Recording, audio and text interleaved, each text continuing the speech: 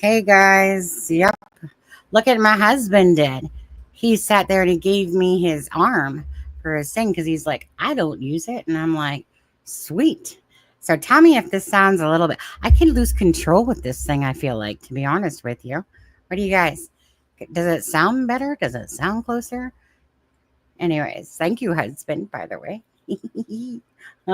Hi, you guys. Welcome to the live. I thought I'd start a little bit early because I was just sitting here basically just waiting for it to start, to be honest with you, because I had already set up the live earlier this morning before I started work. Then I was like, sweet, got some extra time going on. But anyways, so yeah, let me know if this sounds better. I know you guys can hear me because I'm not muted. So anyways, we'll do some shout outs here. Hi, Seawood. How are you? Just going to start from there. Hi, Maxie. McMac. McMac's in the house. Let's see here. Babsy Red. 62 number for the likes. Tsunami. It starts with a T. Tsunami. Just on that. Don't think that ever happened. And if there was one, trust me. Bye-bye, Richmond. To be honest with you.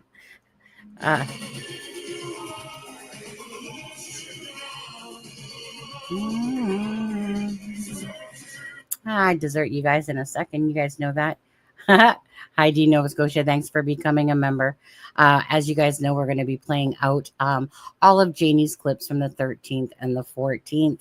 To be honest with you, I don't mind going through it again because there's so much.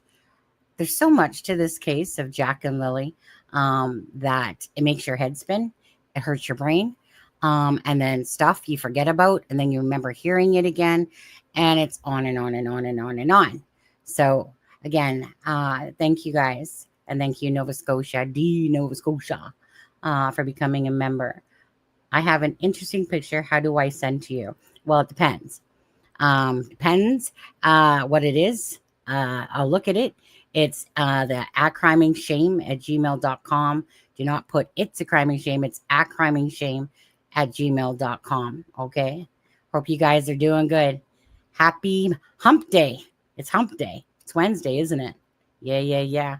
I got like another day and 2 hours. And then I'm on holidays. Yay. And with husband and brother-in-law as well. Hi, Ryan Hunt. Oh, there's too many Ryans in my life. Hi, Ryan. Audio check is excellent. Thank you so much, Mark. I need to take that one part down there, that how find Jack and Lily website. I'm not sure what's going on with that. But anyways, hi, Drippy. How are you? Tiffany's in the house. Fun to craft. You know, like I said, I think I could start liking this whole thing. Let me just pull it. Let's see. Yeah. I still think I like it right here more so, though. Anyways, see how that goes. Again, thanks to my husband. I was like, tell me what arm I should order. And he's like, just use mine. I don't use it anyway. Hi, Danielle Martin on there. Hi, Tammy. How are you?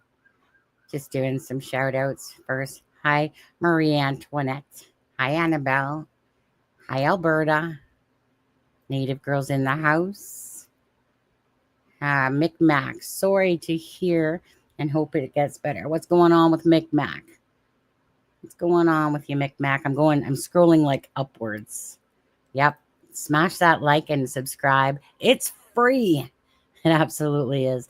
If you guys haven't hit the like and share, please, again, do it for the sake of the missing and the murdered. And in this case, it will be, of course, Jack and Lily. So thank you guys. And looking at the screen, this image of Janie makes her look horrified. Well, I mean, that was kind of the point, to be honest with you. Are you talking about the thumbnail? Because like that was from her interview, right?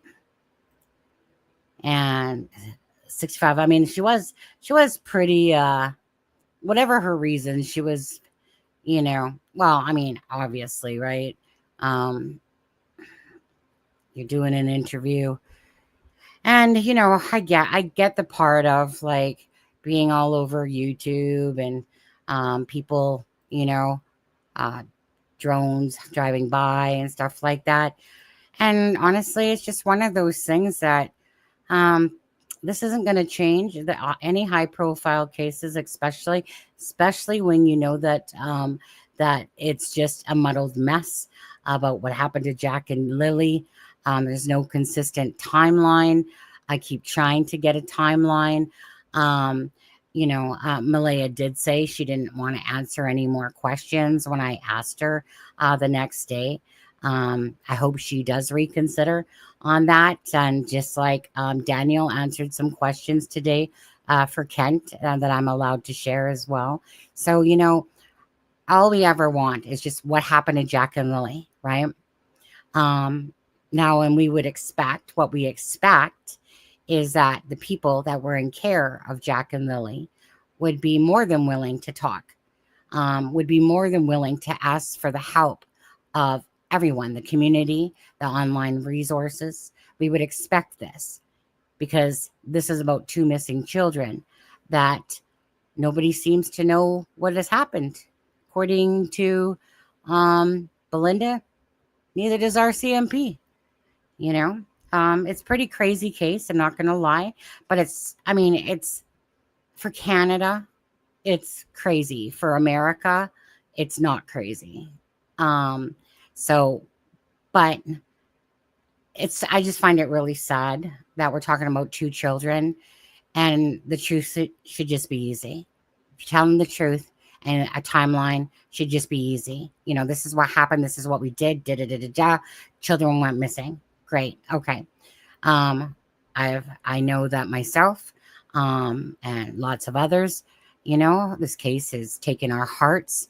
You guys know, of course, that Belinda was on last night again, and she's having a day. Belinda, when you watch this, I hope you have had a great day with who. But anyways, it's sad. It's sad, and it's twisted, and it's just not right. The people that were on that property should be more than willing to be consistent and just to give a timeline. And when you have a timeline that doesn't make sense, like this one doesn't, of course, you know what? To be honest with you, like, people can do what they want at the end of the day. But if they want to talk, don't want to talk, totally up to them. But we're not going to stop because it's Jack and Lily that are missing. These are two beautiful children that deserve answers, deserve to know what happened to them. And anyone that's a parent, anyone that has a very caring, deep heart, compassionate heart, can't help but feel sadness that two beautiful children, we don't know what happened. Don't know what happened, So no matter what, we're going to keep going strong, be Jack and Lily's voices. I don't know what the RCMP are doing over there. I don't know if they're freaking eating a pack of donuts or what the fuck they're doing, to be honest with you. Sorry, RCMP. But if it's true that you guys have no shit and clue what's going on, and you guys couldn't bring in a dang cadaver dog, I'd like to know differently. But of course, if that's, the thing is that when you're in bigger cities, okay, like in probably, like, let's say Vancouver or Montreal, you're not going to be no best friend with any police officer.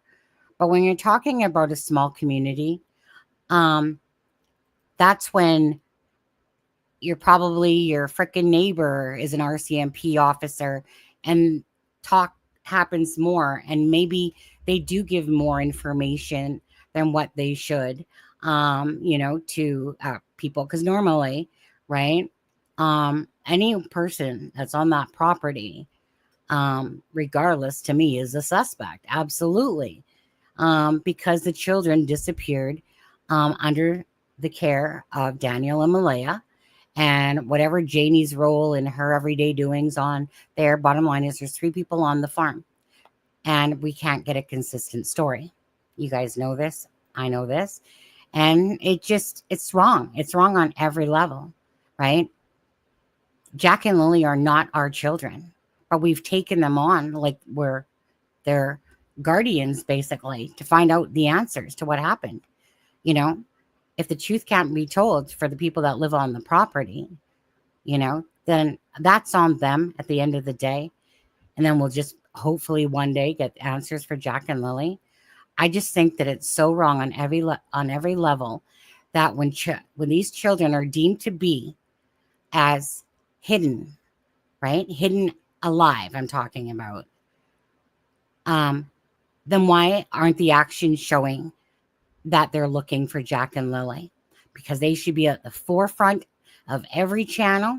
Now, Daniel has been in the media. We know that. Thank you so much. Right? Now, he does that. We don't know what Daniel's truth is, to be honest. And it's because of the inconsistencies that have gone on. Again, this isn't a game at all. It's not a game to us. It might be a game to them because maybe they know what went on. Maybe they do. Maybe they don't. But at the end of the day, it should not be hard to tell the truth in a timeline. Yeah? Especially when you want the public's help. But why aren't they showing the actions that should be done? Right? So that's the bottom line. Like I have said to Belinda, and I'll say it, like I said, to Malehya, at the end.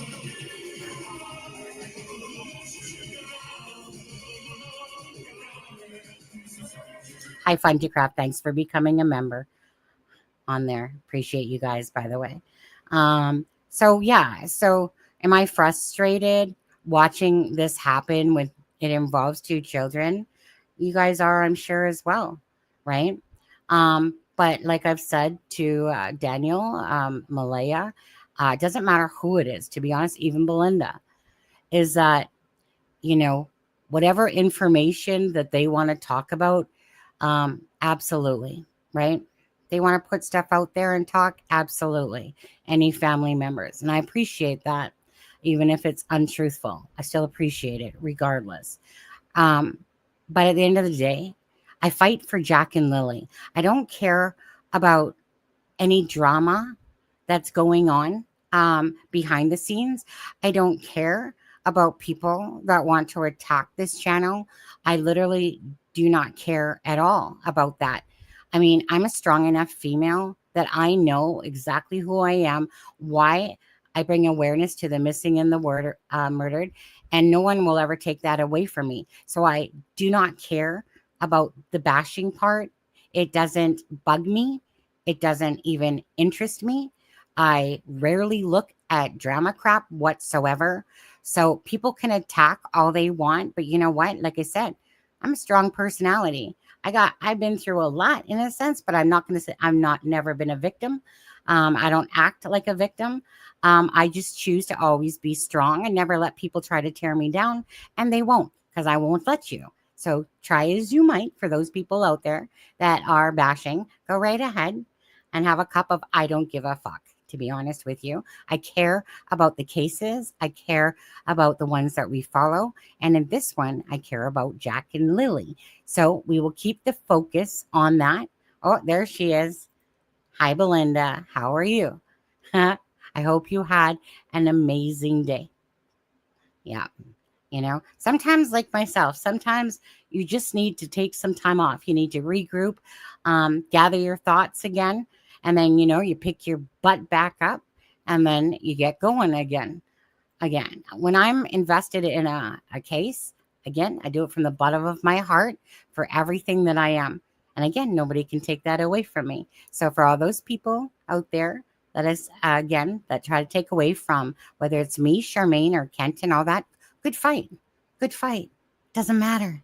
Jack and Lily matter. That's what matters. So I hope that people start to maybe, instead of putting their attention towards this channel or maybe others, that you refocus on the fact of what you can do to be a voice for Jack and Lily, whether that's hitting that like and share button, whether it's sharing the poster, whether it's putting posters up, all that. That's what I care about.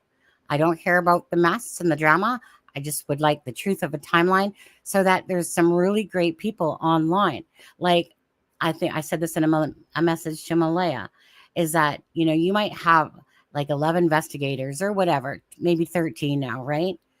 Big stinking deal. The internet has hundreds of thousands of people that pay attention to this case. And within those people, right? I mean, don't get me wrong. There's some, like I said, people out there that act like they care, but they're really just here to try to wreak havoc and take away from the case because they're too busy bitching about people and stuff like that. Okay, so take those ones out. There's some really smart people out there that either do, technical work, maybe they do mapping, maybe they do searching. Maybe they have so much to offer. When you have that many people, there's a lot of brilliant people out there that offer. And so, like I said, we all know that Didnt, and I see a lot of people talking about Didnt. He's the one with the TikTok of when he recorded Earl back near the beginning. Again, people that work really hard. Belinda has been a voice for Jack and Lily. I will never, ever take that away from her, and neither should anyone else, including Cheryl and Malehya, that have sat there and called in the police to sit there and say harassment and defamation. That's not what this is about.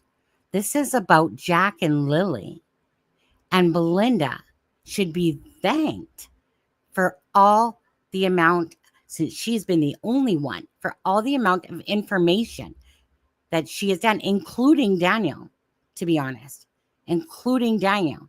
So again, we have to give Daniel some thanks here because he's the one that, pissed off Belinda enough to go, hey, you know what? I'm going to sit there and I'm going to be a voice for Jack and Lily. You're not the only one, Daniel, right? But you know what? Who else? Who else is truly being a voice besides the online sleuths for Jack and Lily? That's the part that's sad. If they believe that the children are hidden somewhere, what actions are showing that? That's what I would like to know. But you know what? I'm not them. And I'm here to cover Jack and Lily's case. And I would like to think that the family members want the same thing as well. And it's not so hard to tell a truthful timeline. I mean, there's only a certain window where Jack and Lily could have disappeared. And that window goes from 4 o'clock the day before till 10:01 when the 911 call was. Okay. So anyways, again, thank you guys for being here. Not gonna, let's see, what are we at? 9:23. So they're probably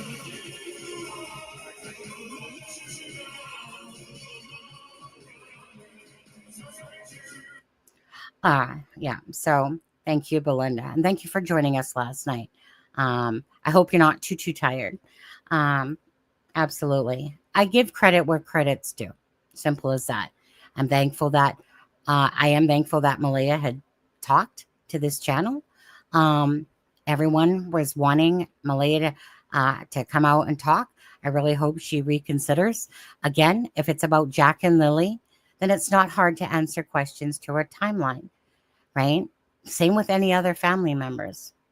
Now I will say this before I start playing Janie's clips, is Kent was talking with Daniel, and he asked him some things about the day before. Now, Malehya, she didn't really talk about the day before too much. She just basically said that the kids went to bed about 7 to 8, but she did offer up about, like the, well, she didn't say she didn't offer much because obviously she did in her ways. Okay. So she said she had to get blood work done, that's why they went in to town. Pretty much what I think Janie had told us was that they left about noon, came back around 4. Well, Malehya was kind enough to share her Google timeline of that. She was also kind enough, and I do say kind enough because, she didn't have to do it. I know that these are her children, right? And people could say whatever they want regardless, but some people would just upset it. But she actually shared the information, which I wasn't expecting. So of course I'm grateful. Why wouldn't I? It's for Jack and Lily. It's a timeline. She shared the 617 and 618 school information for anyone that was wondering, because I know Justin on his channel had said, why did she retract these two? Well, the reason is because I had already captured that screenshot anyway, was because when she put it out, her email was there. So she retracted it and deleted those. And then she resent them with the red line through it. That's why there was deleted messages. It wasn't like she was hiding anything. They were simply just retracting it because it had her email on there. Okay. And so, so again, she gave us those. And that's kind of like the gist up until where the car was traveling back. Now, again, Kent asked Daniel. I asked Kent if Daniel says it's okay to say what he said about the night before. So before we get into Janie's, I'm not gonna show it to you guys. Yes, I can sit here and show you what Kent said. I'm not gonna do that. I'm just simply gonna read in the messenger between me, Charmaine, and Kent what it is that Daniel said to Kent. Okay, so we were talking about the dogs. Okay. So Daniel told Kent that they took the dogs through the house. Yes, search and rescue. Explained that we had the best dogs available in Nova Scotia. Kent says that Daniel had said that Malehya put them to bed. I was outside. But at midnight, I flicked the lights on and off, and they were sleeping, Kent. So again, this is through, I'm not sure if it's, I think Messenger. But that's the last time I seen Jack. But I remember seeing Lily at around 8 to 8:30 in the morning and heard Jack in the kitchen. And then let's see here. Oh, he said he was going to the bathroom at midnight, and that's when he put their lights on, I guess, on and off. And so there's something about, that he was outside, like he said. And Malehya was outside, right? So, for that timeline, I just wanted to let you guys know that, okay? But again, you take it with a grain of salt, like everything. So it's, regardless, because we're still talking about the children disappearing underneath Malehya and Daniel's watch, regardless, right? No matter what, they are going to be, like any case, the primary suspects. They might not be termed that and might be deemed as missing because of the fact that, right, in case the children are still in the woods, just by chance that happens. So hence why it's not deemed really as a criminal investigation. And if we remember what that, the one police officer said, or whatever he was, that either they're in the woods or it's a criminal investigation. So again, it's up to you guys to decide what you want out of all that. Okay. I'm just a messenger. And again, if any family member wants to talk, and Darren, don't be so pissed off about that picture I showed at the end. I mean, shit, dude, you should, if anyone should be able to have a laugh, that one, that one was pretty funny, to be honest with you. I mean, how many times do you have to block me, dude? Just like if Daniel can't take the joke about the KFC bucket, I used it as awareness for Jack and Lily, because that's what it's about. And you know what? It was pretty funny, to be honest with you. Not gonna lie. I love the RCMP. Anyways, I'm gonna start playing this out, okay, guys? Again, this is the 13th and the 14th. There was some screenshots that I do have that were prior to Janie, getting one of those freaking mics on the phone. And then she was just ripping out freaking messages, eh? Hey, sounds much better with the mix like that. Thanks, guys. Thank you guys for being here. Again, Jack and Lily, you guys, please hit the button. So, again, let's go down memory lane here. There's 2 hours and 37 minutes of this. Stay as long as you want. Come back and watch it, replay, whatever. Make sure you got some comfy butts and some drinks and whatever. And let's go through this. I'll only stop it when I think it's the right time. Other than that, we're just going to kind of keep listening. I don't want to distract too much because I just want you guys to either write down, do whatever you need to do for things that you might want to, pick apart, right? Because I'm sure that we know that it's not a consistent timeline. Okay, guys? All right.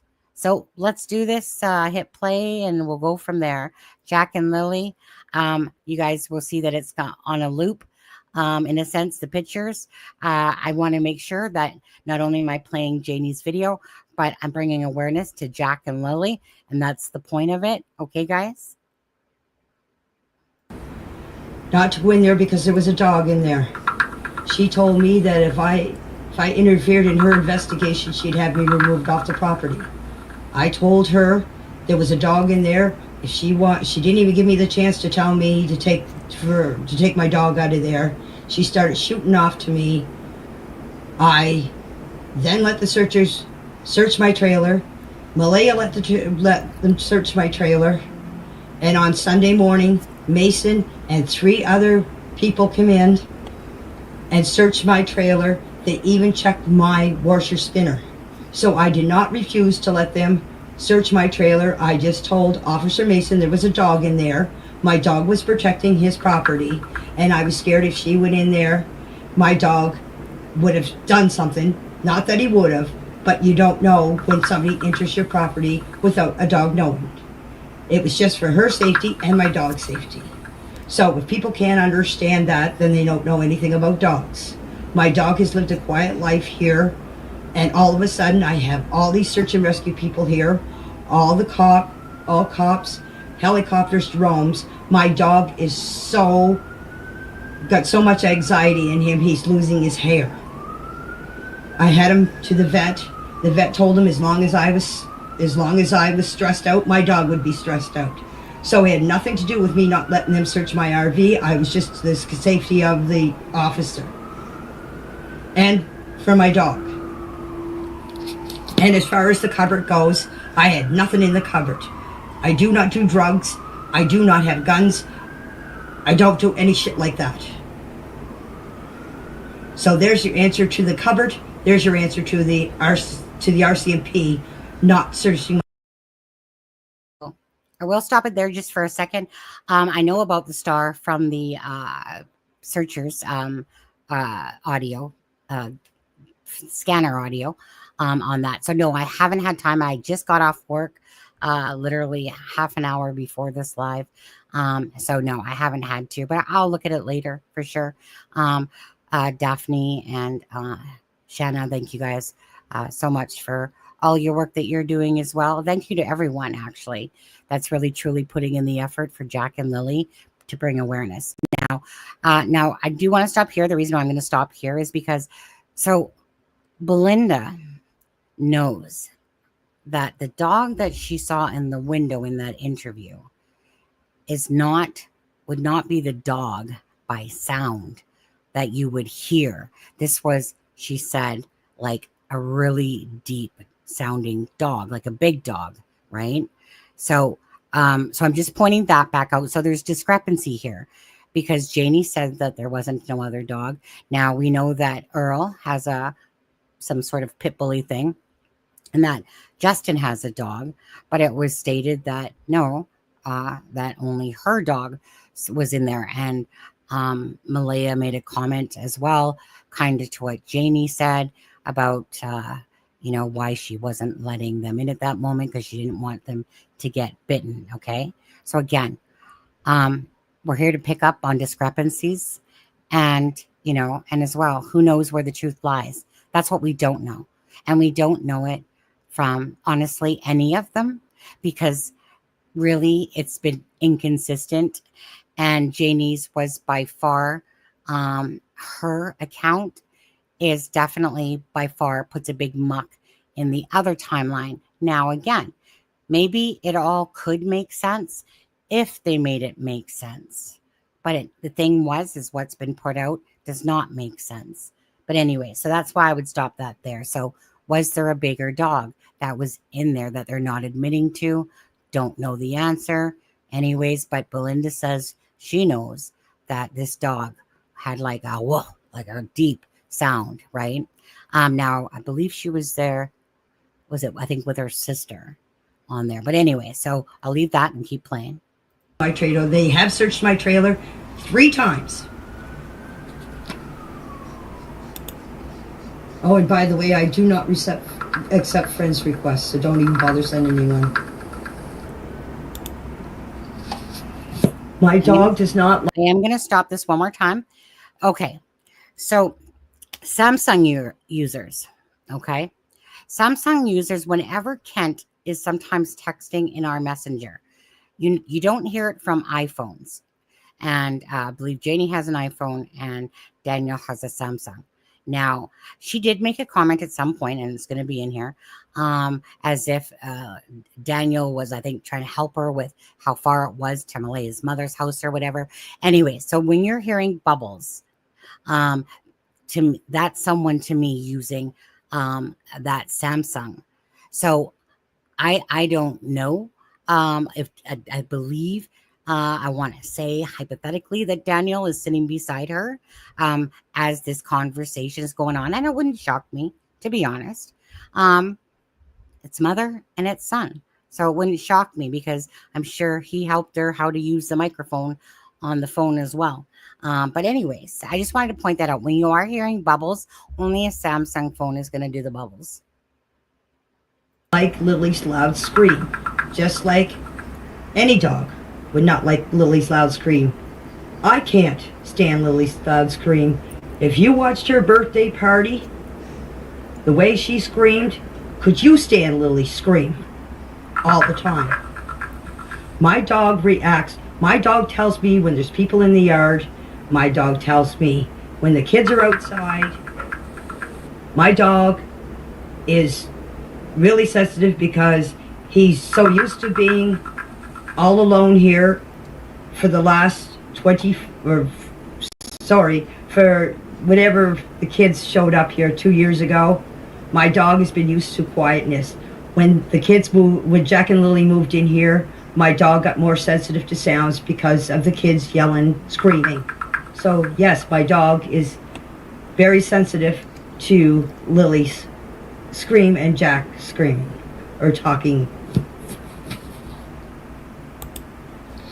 Okay, to save everybody trouble, here is what happened at the end of my driveway. The altercation. My brother, me and Justin. Okay, before I go into that, so we know that there's the video that Wade had on his thing. There was 2 videos, and the children were playing just fine with those dogs there, right? A lot of people pointed that out. And so, again, it's just things that don't make sense sometimes because obviously clearly in that video, and I've never personally played it because when I was given it, I didn't really want to bring, the attention of Wade into it at the time. Sometimes I just do things because I'm just trying to be, not trying to add other people into the equation, but it's out there. Just like I've never played Malehya's video when someone took a video of her shopping at a grocery store, right? I just sometimes just use my own gut instinct on stuff. And again, I don't think that, I think that it was awareness for sure that the children had no problem being around the dogs. Okay, so just going to put that out there as well. So now she's talking about obviously the driveway. Me and Justin were out on the 4-wheeler. We were up at the pipeline. We were coming out at the road called the Madison Road. Malehya called me on my phone. She called me at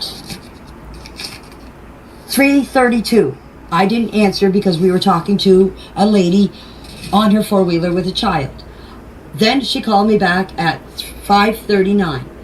I answered the phone. She told me to get back here to the trailer. I said, "What's up?" She said, "I can't tell you over the phone." So I came back here. Me and Justin came back here to the trailer. Malehya was standing on the edge of the driveway, crying her eyes out. I went up and I put my arms around her and said, "Please don't tell me that they found the kids dead." Haley started shooting off about something. And then I think it was Shelby. I'm not 100% sure. She started shooting off. I ordered them off my property. The or the RCMP came and asked me what was going on, if there was a fight. I said there was no fight. I just ordered them off my property. He took me aside. He has it all video cammed. He took me aside and asked me what happened. I said, Malehya, exactly the same thing. Malehya called me. I came back here to the trailer. I thought the kids were dead. Then Haley and this other girl, I think it was Shelby, I can't be 100% right, started shooting off. I told him to get off my property. He asked me what the altercation was about. I said I didn't know. I didn't listen to them. I wasn't fighting with anybody. I told him that the most important thing was to find Lily and Jack. He agreed with me.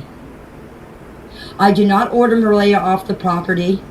She was more than welcome to stay here. Her grandmother was even here, and her grandmother was going to stay the night. And I said, that is fine. Cindy's more than welcome to stay here. So I did not order Malehya off the property. What went on after they left, after the police left, and after they went to this briefing, I do not know what happened. I stayed here. I stayed here, and me and Justin went back out on the bike. So whatever happened after Haley and this other girl left, I don't know what happened. I was away with Justin on the bike. So you have to get all your information from Daniel and Malehya about that, because I do not know. And I'm going to clear up this thing about Belinda. Belinda said that she came and she said that I was crying, and I blame myself for it. And this is the time that I wouldn't let the police in, said that I wouldn't let the police in my RV. Well, the reason why I was crying, Belinda, is I blame myself for not getting up that morning and seeing the kids. Because whenever they're outside, I'm usually out there. I'm the one watching those kids. I watch those kids out in the yard every day. That's why I blame myself for not getting up that day. If I would have got up, this would have never happened. So that's why I was crying that day, Belinda, is because I blame myself for not getting up for those kids.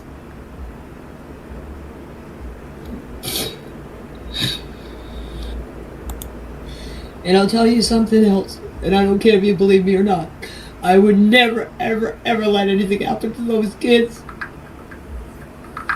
I watched them for 2 years. I seen them day in and day out. What went on between Malehya and Daniel has nothing to do with me. I live here in the camper. They live in the trailer. What went on in there is none of my business. And when you have to call your kids, or Jack and Lily's mother, and tell them that Jack has his boots off and Jack has his coats off, does that tell you that Malehya was watching the kids?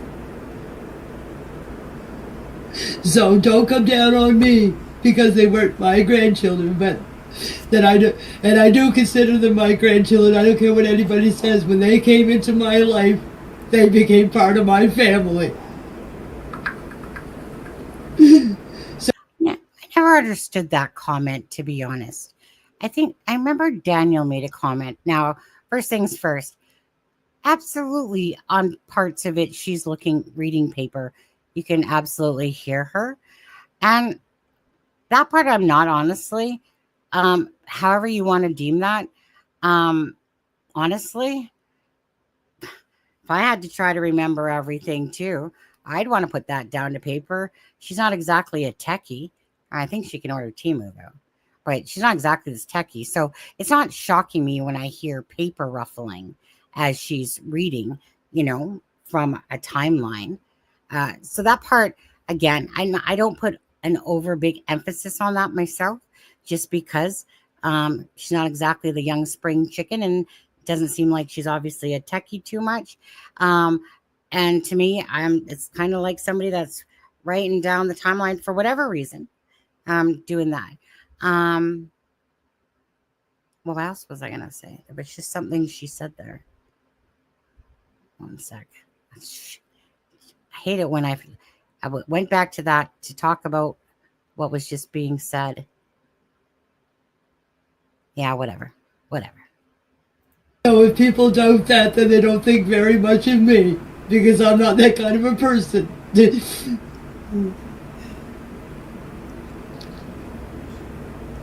No, I want to continue this. I want to get this all out of my system, and I want to tell you guys the truth. It really bothers me because I've been a grandmother for 9.5 years. In the last 2 months, I can't be a grandmother anymore. I'm not a grandmother. My oldest granddaughter's birthday was on the 25th of this month, and I couldn't even see her, all because of what happened. And I had nothing to do with it. But I am the one that is suffering. So is Jack and Lily. They don't know where they are. They don't know what's going on. Well, Meadow doesn't know what's going on. And my other 2 grandchildren don't know what's going on. I watched my oldest 2 grandchildren playing with those kids for the last 2 years, and now they don't even know what's happening. They don't know what happened to Jack and Lily. They don't know where they are. It's not about me. I'm worried about my grandchildren. What impact this is having on them. I can recover from this. It's going to take me a long time, but just think what the impact has on my grandchildren. And Jack and Lily. How much it's hurting them. And I begged Malehya to come out and tell her side of the story. And she's the only one that can answer the questions that we can't. I begged her to come out and talk. For the sake of the grandchildren. For the sake of her children. I mean, it would be actually nice to see a screenshot of that. You know, again, if we're here for Jack and Lily, if they are there for Jack and Lily, right? Like Janie's claiming, that Malehya's claiming, that Daniel's claiming, you know, again, it's all about a timeline. If at the end of the day, they don't have to, but receipts matter. Receipts, they do matter. Just like you showed your phone, Janie, about when your brother called, right? That shows that was accurate, that you said that your brother had called, you know, at that time. Just like it would be a receipt if you actually showed a message to Malehya saying, you know, Malehya, please come out and talk about Jack and Lily, right? So that's what it boils down to. And we're just going to get real here. This muddle, in a sense, again, it's because at the start, Malehya was gone the second day. Gone. Not a word came out of her mouth after that. Everyone's speculating. Everyone's trying to understand. Daniel's inconsistencies and outright saying, I said that the pink blanket wasn't Jack and Lily's, and then coming back to say it was. And that's just on top of the other muddled of inconsistencies, right? So why, if you want the public help to help you find Jack and Lily, because honestly, like I said, don't ever take away from YouTubers. And I'm speaking directly to the family. Okay, there might be some people out there that bash you trash all day long and stuff like that, right? At the end of the day, even if you don't even like this channel, right? Whatever to that. But Jack and Lily deserve the answers. That's who you should be being a voice for, to all of you.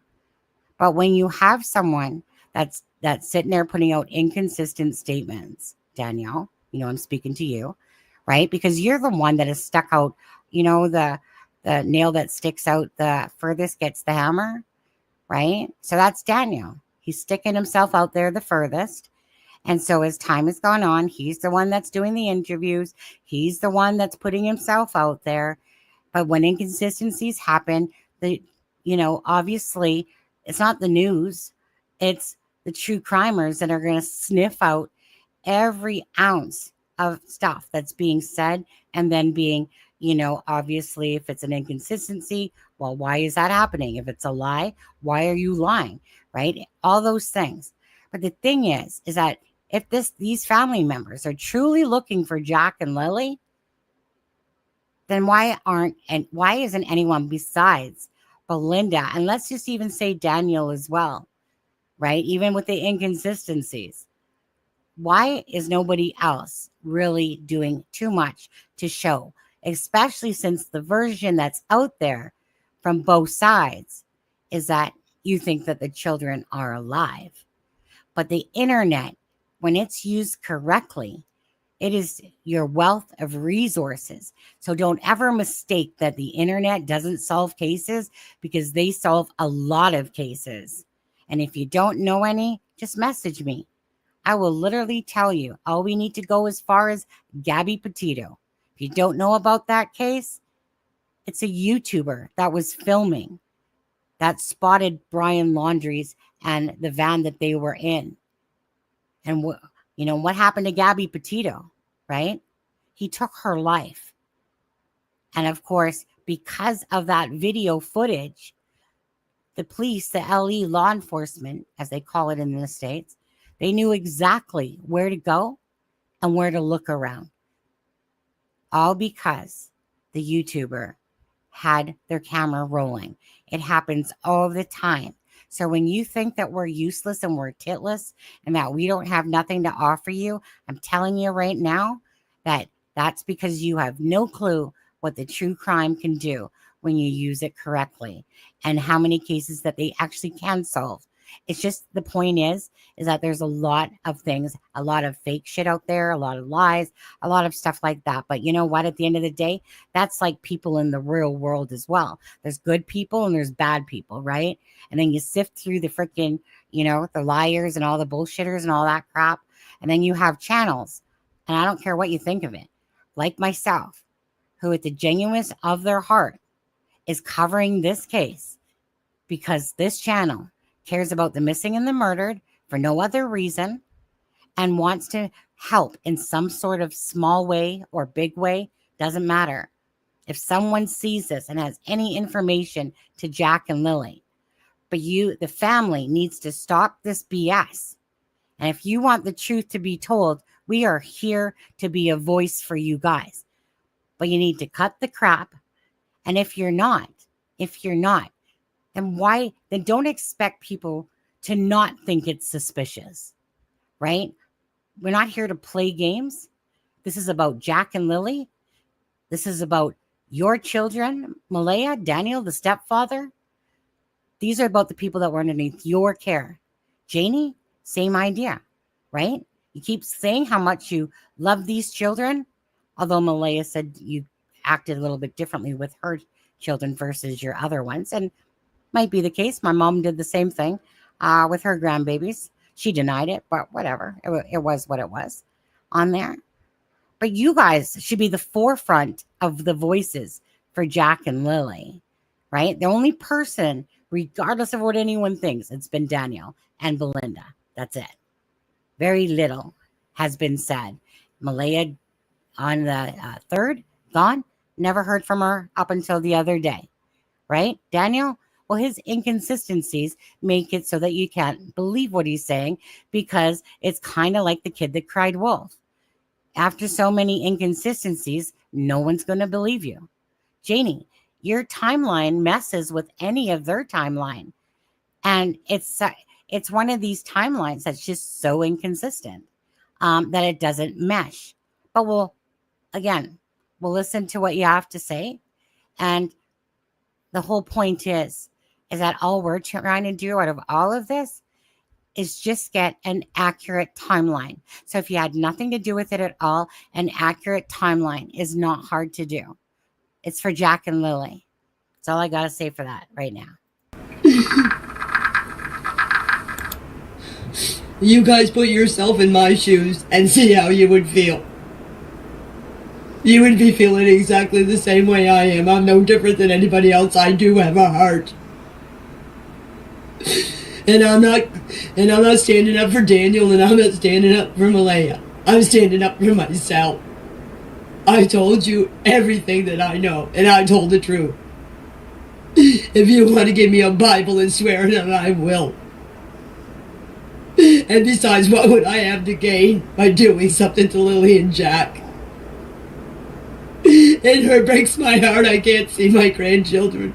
It breaks my heart because I don't know where Lily and Jack is. And look at poor Meadow, what she's going through. She has no parents that are together anymore. You guys just don't understand. I wish you were in my shoes. Being blamed for something that I had nothing to do with. Thank you. Now, if there's any more questions, please ask them now because I'm not staying on here much longer, so get this over with. I am fighting to see my grandchildren. I've already got in the process of trying to see my two oldest. And as I said, I'll fight tooth and nail to see my grandchildren. Nobody's going to stop me.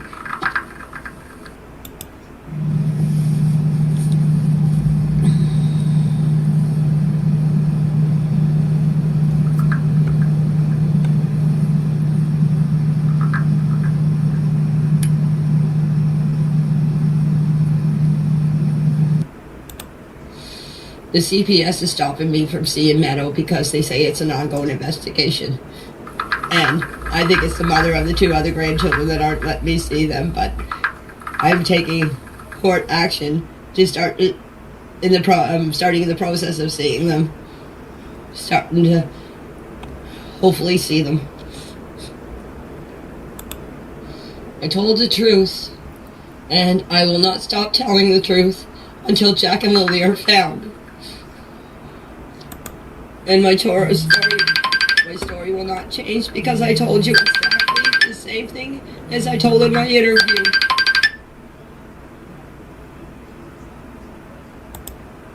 I'm sorry, guys. I just need a little bit of a break from this. If there's any other questions you... Obviously, that's her messenger going off. Somebody's calling her during that time. Who knows if it's Darren? Who knows? Somebody's obviously calling her. Probably, like I said, who knows? We don't know. This shouldn't be this difficult regardless. But anyways, you guys can hear that. You guys can hear the bubbling. And I've never heard once any bubbling coming from an iPhone. For somebody that said that. Me and Charmaine, we both have iPhones. Kent never heard any bubbling. And I've never heard any bubbling from anyone in that particular private message chat. There was no bubbling going on whenever somebody, because the questions were put out from Bree and Lana only in that particular thing, okay? So just know that. Of course, there was tons of people that took some of the audio out of there that wasn't supposed to and stuff like that, and they splattered it.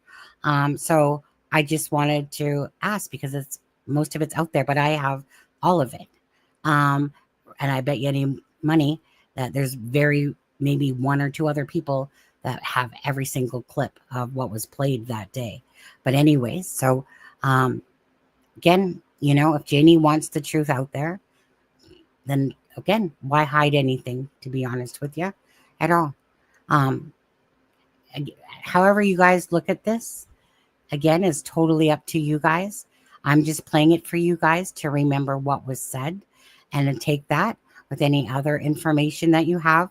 And that's all I ever do, is to build some sort of timeline off this, because the family can't be consistent in their timeline. It's not hard. It's from 4 p.m. till 10 a.m. the next day. It's not hard, right? Not at all. Like me to answer, I can answer them now. But please, one at a time, like before. I like to do it before because everybody shoots me so many questions that I don't have time to answer them all at once because my brain is just going around here. So one question at a time if you want answers. Okay, a lady dropped posters off to me day before yesterday. I haven't had a chance to get out to put any out. But I will definitely put them out. Just right now, I'm having a little car problem. So my sister-in-law said that she would take me around to put them up just so. So this to me right here is excuses. over 2 months later, she says she was having car troubles, okay? I'm just calling a spade, right? That's all. I'm not taking any words out of her mouth besides what she's saying. This was over 2 months later, 2.5 months to be exact. And she said she was having car troubles, right? So if the storyline, based on what they feel, that somehow the children, that Malehya took the children and hid them, whatever other storyline, right? Bottom line is, there's no excuse at all. If you say that you want to put out the truth and give answers to Jack and Lily, why is it taking you over 2.5 months to even say that? It's ridiculous. I find it incomprehensible that Jack and Lily are missing and your family is portraying that these children are missing and hidden somewhere, and that this is your excuse for why you're not putting out posters and that some were just given to you.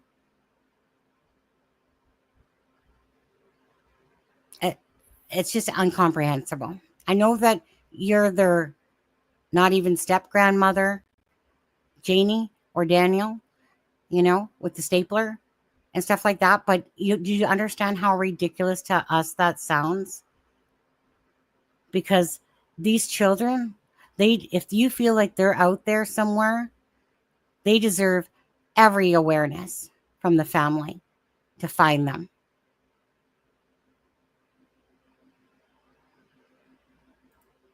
She was able to do so. I do own another piece of land, but the land that I own is between my exes and my brother. It is 7 acres and there is no water. It's not by the ocean, it's not by anything. There's no brook on it, there's no water at all on it.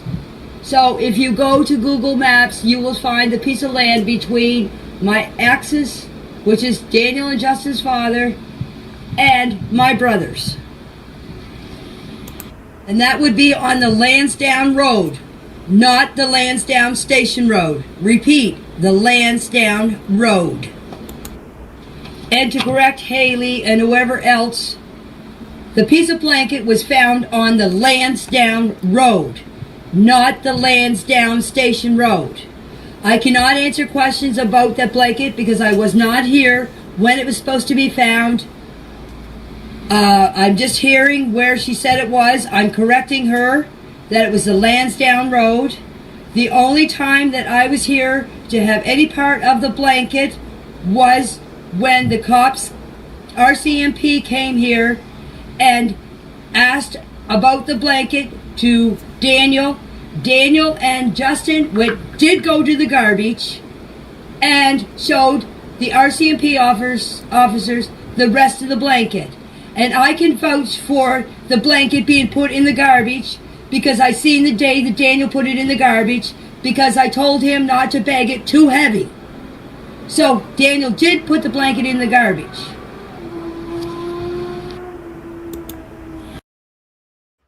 So we'll stop there. We've already known that in the interviews and that Daniel says that the blanket did not belong to Lily. Malehya said she felt like it possibly was. She also made that comment. I'd have to go back to look at it word for word, what she said there about something about her family, like no one seemed to know about this blanket from her side of the family. But anyways, so then later on, he retracts that. And he says it is. Now Darren speaks for Daniel, right? And he says that Daniel said, besides the fact that it's on 2 different news articles, he says that the reason why he lied about the blanket was because he didn't want it being deemed that they were going to think that he did something, that Malehya's side of the family was basically setting him up. And so that's why originally, supposedly, he lied about it. And then, and there is the video that shows that pink blanket. So what Janie says there is that that the police, RCMP, actually, how was that worded again? 1 second, 1559. Let me just go back for a second here. 1 second. Let me just go back to that for a second. Daniel and Justin did go to the garbage and showed the RCMP officers the rest of the blanket. And I can vouch for the blanket being put in the garbage because I seen the day that Daniel put it in the garbage because I told him not to bag it too heavy. So Daniel did put the blanket in the garbage. I appreciate. Okay, and again, and so apparently, right, of course, this blanket just mysteriously ends up because somehow somebody rummaged through that garbage and took out a piece of blanket. So the blanket, you guys, just to I remember, the blanket was found on the first day, okay? Not the second day. It was the first day. At some point, I think around, was it 3, something like that, something in the afternoon, okay? That's when the blanket was found. Now, bottom line is that, again, this pink blanket, why would you need to lie at all if you have nothing to do with the disappearance of Lily and Jack? That means that you're saying, and again, that Malehya is somehow setting this all up in her family, and that somebody miraculously went through that garbage on that property, and that somebody got in there and said, you know what? Let me just take this blanket down the road and I'm going to throw it in a tree because I'm just a random person that just went into the garbage and just tossed it into a tree. What world does that happen? That somebody sneaks in there. But again, he's saying that Malehya's side of the family is trying to set him up. And so that's why he felt like he had to lie. Again, if you didn't do anything, there's no reason to make up a lie. But who does that?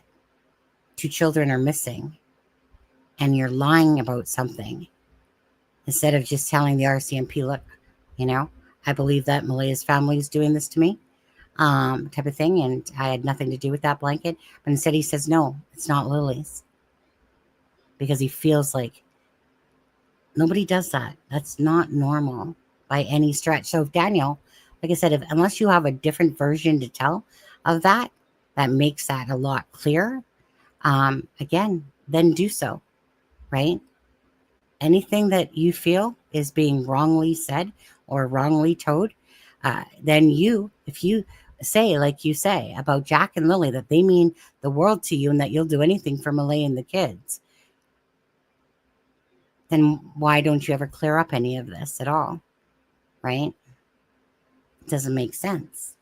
And if it doesn't make sense, it's because somebody's lying. Whoops. I went back, accidentally went to go hit play, but I accidentally hit. I think let's go here. Myself for it. And this is the time that I wouldn't let the police in, said that I wouldn't let the police in my RV. Well, the reason why I was crying, Belinda, is I blame myself for not getting up that morning and seeing the kids. Because whenever they're outside, I'm usually out there. I'm the one watching those kids. I watch those kids out in the yard every day. That's why I blame myself for not getting up that day. If I would have got up, this would have never happened. So that's why I was crying that day, Belinda, is because I blame myself for not getting up for those kids.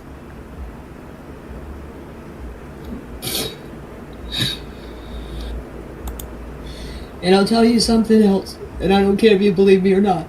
I would never, ever, ever let at all, you guys. When I clicked on it, I had to be. What time was I at?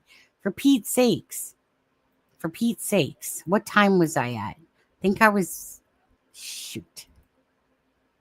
Let's see. Hold on. And that I own is between my exes and my brother. Okay. It is 7 acres. So Daniel did put the blanket in the garbage. Okay, right here. I appreciate you guys asking me if there's anything that I need. No, there's not. The only thing that I need is to people to stop their rumors and accusations, because it's not helping anything.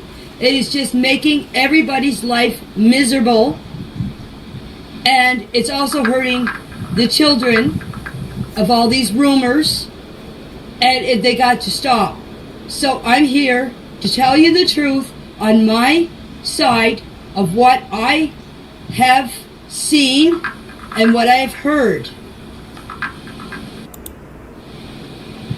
I've been telling everybody from the start of this, I had no involvement in the disappearance of Jack and Lily. I gave the investigators the same story that I'm telling you guys. I did not have anything to do with what Malehya, what if Daniel has said or done. I've been holding this in for 2 months until Thursday when I gave my interview. The reason why I've been doing this is the investigators advised me not to speak to anybody because of their investigation. But it's been over 2 months now. I find the investigators are not telling us anything. They put only one report out since all this happened. They are not giving us any updates. I'm tired. I can't deal with this because they are keeping stuff to themselves, which the public should know. We should know what is happening. I don't believe Malehya took that picture. I believe it was a drone. The same drone that took the picture of the property. The picture she's referring to is when Daniel and Justin are sitting on the ATV, and then she corrects herself because then she finds out that it was pictures not taken by the drone on that one, just so you know, on there. Okay. I wasn't around when it happened, but I'm believing it was a drone that took the picture of Daniel and Justin on the ATV. There is something else I have to clear up about the ATV. The ATV has not been on this property in the last 5 years or so. Because my neighbor, which I'm not going to mention, is known for stealing property. And that was one thing that I did not want him to take. And I also want to mention too, someone, I can't tell you who, has broken in, when Daniel and I were away, has broken in to our trailer and have taken a few things. I'm not going to say what they are, but have taken a few things. And this is just to be clear on that. You guys know how Daniel has mentioned, and Janie, basically, Daniel has said that this neighbor, you know, the anonymous neighbor, you guys, that he was just trying to deflect off himself. This is the neighbor that said like there was vehicles there on Wednesday or Thursday, that it was a crack house and type of idea and etc. Now, Darren, when he spoke for Daniel, but Daniel, in his words, said that on that polygraph interview that the neighbor was just trying to deflect from himself. Don't get that whatsoever. Why the neighbor is trying to deflect drugs from his house or something over to Daniel's house. So that just, again, it's one of those things. Malehya's already stated that Daniel's been doing math for 2 years. I'm more likely to believe that, actually, because Darren's referenced it. Daniel never actually denied it at the time, said he was taking some drug tests. And I honestly, if I was just going to go by my own opinion, I believe Malehya on that. I believe absolutely that Daniel was into math and stuff like that. listening to my niece, listening to how Daniel's been acting, it would make absolute sense to me as well. Nobody likes to put their shit out there to the world, but for sure. But you know what? Again, the truth is the truth. When there's a case like this going on, people will dig into every aspect of your life, especially when they feel like you're not being truthful. They'll dig harder. And that's what I'm saying about the internet, right? When the truth is being told and it's easy to see when someone's being genuine. And it's also easy to see when people are deflecting and they're not telling the truthful story as well. And so, so on the internet, people will dig up every single piece of dirt that they can find on you. Why? Because in a case such as this one, again, when the truth isn't there and it's not being told, you're going to be the internet's worst nightmare that ever came true when it comes to digging up for information. It's the way it works, right? It's not going to change on any case. It's what happens whenever these cases come out, even if you're telling the truth. It's not going to be as bad, but it's one of those things. These cases, you got propelled into it because of these children missing. You don't understand the wrath of the internet, but you also don't understand the good of the internet as well. Maybe you're learning for sure, but again, when a truth isn't being told, they're going to look at everything, and it's going to get picked apart, right? That's just calling the truth the truth. It's all been reported to the investigators. And yes, we still have drones that fly over that are over our place. It's usually Friday and Saturday nights, mostly. So if the people out there that are flying the drones, if you like to watch a 60-year-old woman on a Friday and Saturday night and have nothing better to do, you go ahead.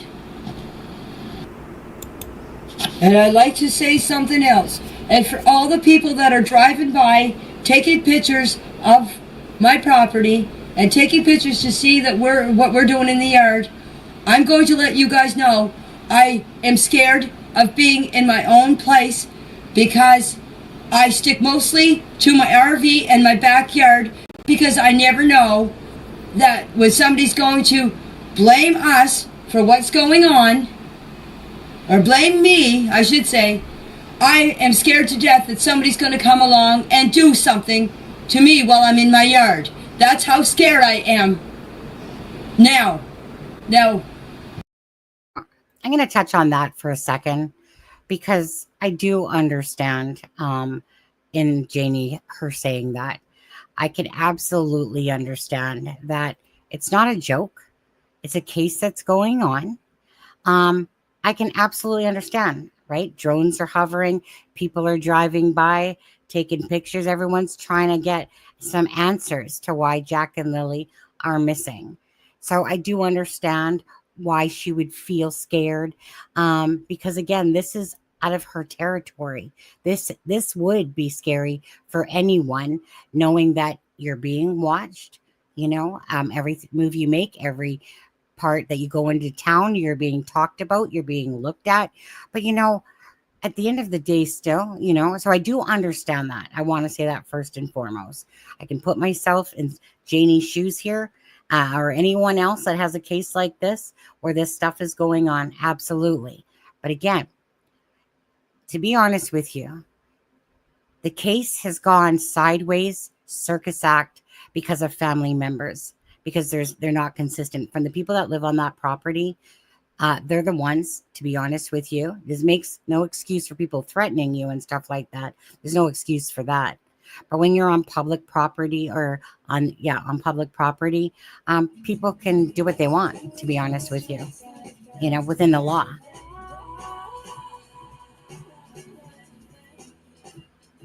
Queens live Queens. Queens _live Queens. Personal frown emoji. Super chat. $2. You're awesome. Thank you. It sounds like Jamie is reading from something. Well, the way I kind of seen it was, and this is just me guessing, is that definitely she had paper she was looking at for a timeline. And I don't put much into that part of it, to be honest with you. At the end of the day, I mean, again, whether it's Daniel sitting beside her texting or somebody sitting there texting beside her or sending her messages about what to say next, and or or because it's like someone got hold of a mic, Janie, or on the phone, and was kind of like, yeah, and I'd like to talk about this too, and I'm sure Daniel's probably sitting there and say this or say that, and some. That's how I'm perceiving this all. Again, I don't care what's said, as long as the truth for Jack and Lily come out, right? So for the family, I mean, they can't really, honestly, complain too much when they've created this massacre of a mess for Jack and Lily, because Malehya, the next day, disappears. Not a word from her, right? So what do people think? 2 children are missing. The mother leaves the property and then goes radio silent. Honestly, this case, when it hit, was huge across the world, right? So when a mother does that, it's not how we would expect that 2 children missing, that a mother leaves a property. We don't know why. We've heard Daniel say a few things about that. And then as time has gone on, we're hearing more. But the thing is that granted, the internet can be nasty. Absolutely. But we didn't create the lies. We didn't create the inconsistencies. We didn't create people to hide behind. They could have spoken out at any time they want or not. But the thing that comes with that is that people want answers for Jack and Lily. And when you piss off the internet, when you piss them off by being inconsistent and showing lies and deception, right? This is the wrath that will come to any case, to be honest with you. That will happen. And I do feel badly, because at the end of the day, there are wacko jackos out there that send threats through Messenger, through, and it can scare somebody. Absolutely. So I never want to equate the wrong of that versus, the truth of Jack and Lily. No one deserves to be threatened. No one deserves, any of that. That would be scary. So I'm just being realistic and thinking about it, regardless of what they're saying for the truth. Still, nobody deserves that. And there's crazies out there. There is, and because the internet's going nowhere, if this was the old school days, we'd barely hear about this case. We'd hear it in the newspaper a little bit, and then it would fade off like any other case that doesn't have coverage, right? But the internet's not going anywhere. In fact, there's going to be a day that RCMP will absolutely join forces with the internet. And they're getting better at it, but they still throw a lot of shade at it. And that's, it's too bad, because together, between everyone, between the internet and the people that truly care and invested in covering cases, and to the family members, to the RCMP, that's a force to be reckoned with when you have everything working for you, right? So again, you guys got all the opportunities still just to bring out the truth for Jack and Lily, and you can definitely have sniffers that will search high and low, will gather information that you could never imagine. So don't diss it. Daniel, you're using the internet to your advantage, or trying to. Unfortunately, it is backfiring on you because you're not consistent. But it's a good tool when used correctly. All these here interviews that Daniel have done, I am scared for him too. I'm scared it will turn out to be like a porta pack. That's what I am scared of. I told the investigators this, and they more or less can't do anything about it because they're on public property, If they step foot on my property, then there's something I can do. Yes, I believe the kids are alive. And the reason why I believe the kids are alive is because my heart is telling me they are alive. If they are deceased, I would have, just like everybody else, you'd have this feeling in your heart that you can't explain. And your gut feeling. But no, I definitely believe the kids are not deceased. I believe they are alive. Where they are, I cannot tell you. As I said before, if I knew where the kids were, I would go and get them. I would not care what kind of shit I got into. I would go and get them. And there's another thing that I would like to put out there. I would like whoever has the kids or whoever knows where the kids are, please, if they want to and they want to get out of trouble, please drop them off where they pick them up at night time. We do not have cameras. We do not have an outside street light. It is pure dark. If you watch a video of someone that saw me supposedly spilling potholes in, how dark it is, because they drove by to show everybody how dark it is. If they want to drop the kids off of here, and if they got the kids to yell, my dog would let me know that they're out there. I will go get them, and I will make sure they are safe. The only thing I can tell you about that is I had nothing to do with Jack and Lily's disappearance. I know Daniel did not have anything to do with Jack and Lily's disappearance. The reason I know that, I know in my heart that Daniel would not harm those children. The answer relies with Malehya. She hasn't spoke up, she hasn't come, and she hasn't said anything about all this. That's all I have to say. The rest of the answers to all your questions rely with Malehya. The only thing I can tell you about that is I had nothing to do with Jack and Lily's disappearance. I know Daniel did not have anything to do with Jack and Lily's disappearance. The reason I know that, I know in my heart that Daniel would not harm those children. The answer relies with Malehya. She hasn't spoke up, she hasn't come, and she hasn't said anything about all this. That's all I have to say. The rest of the answers to all your questions rely with Malehya. I'm going to give an opinion on here, and this is my opinion and my opinion only.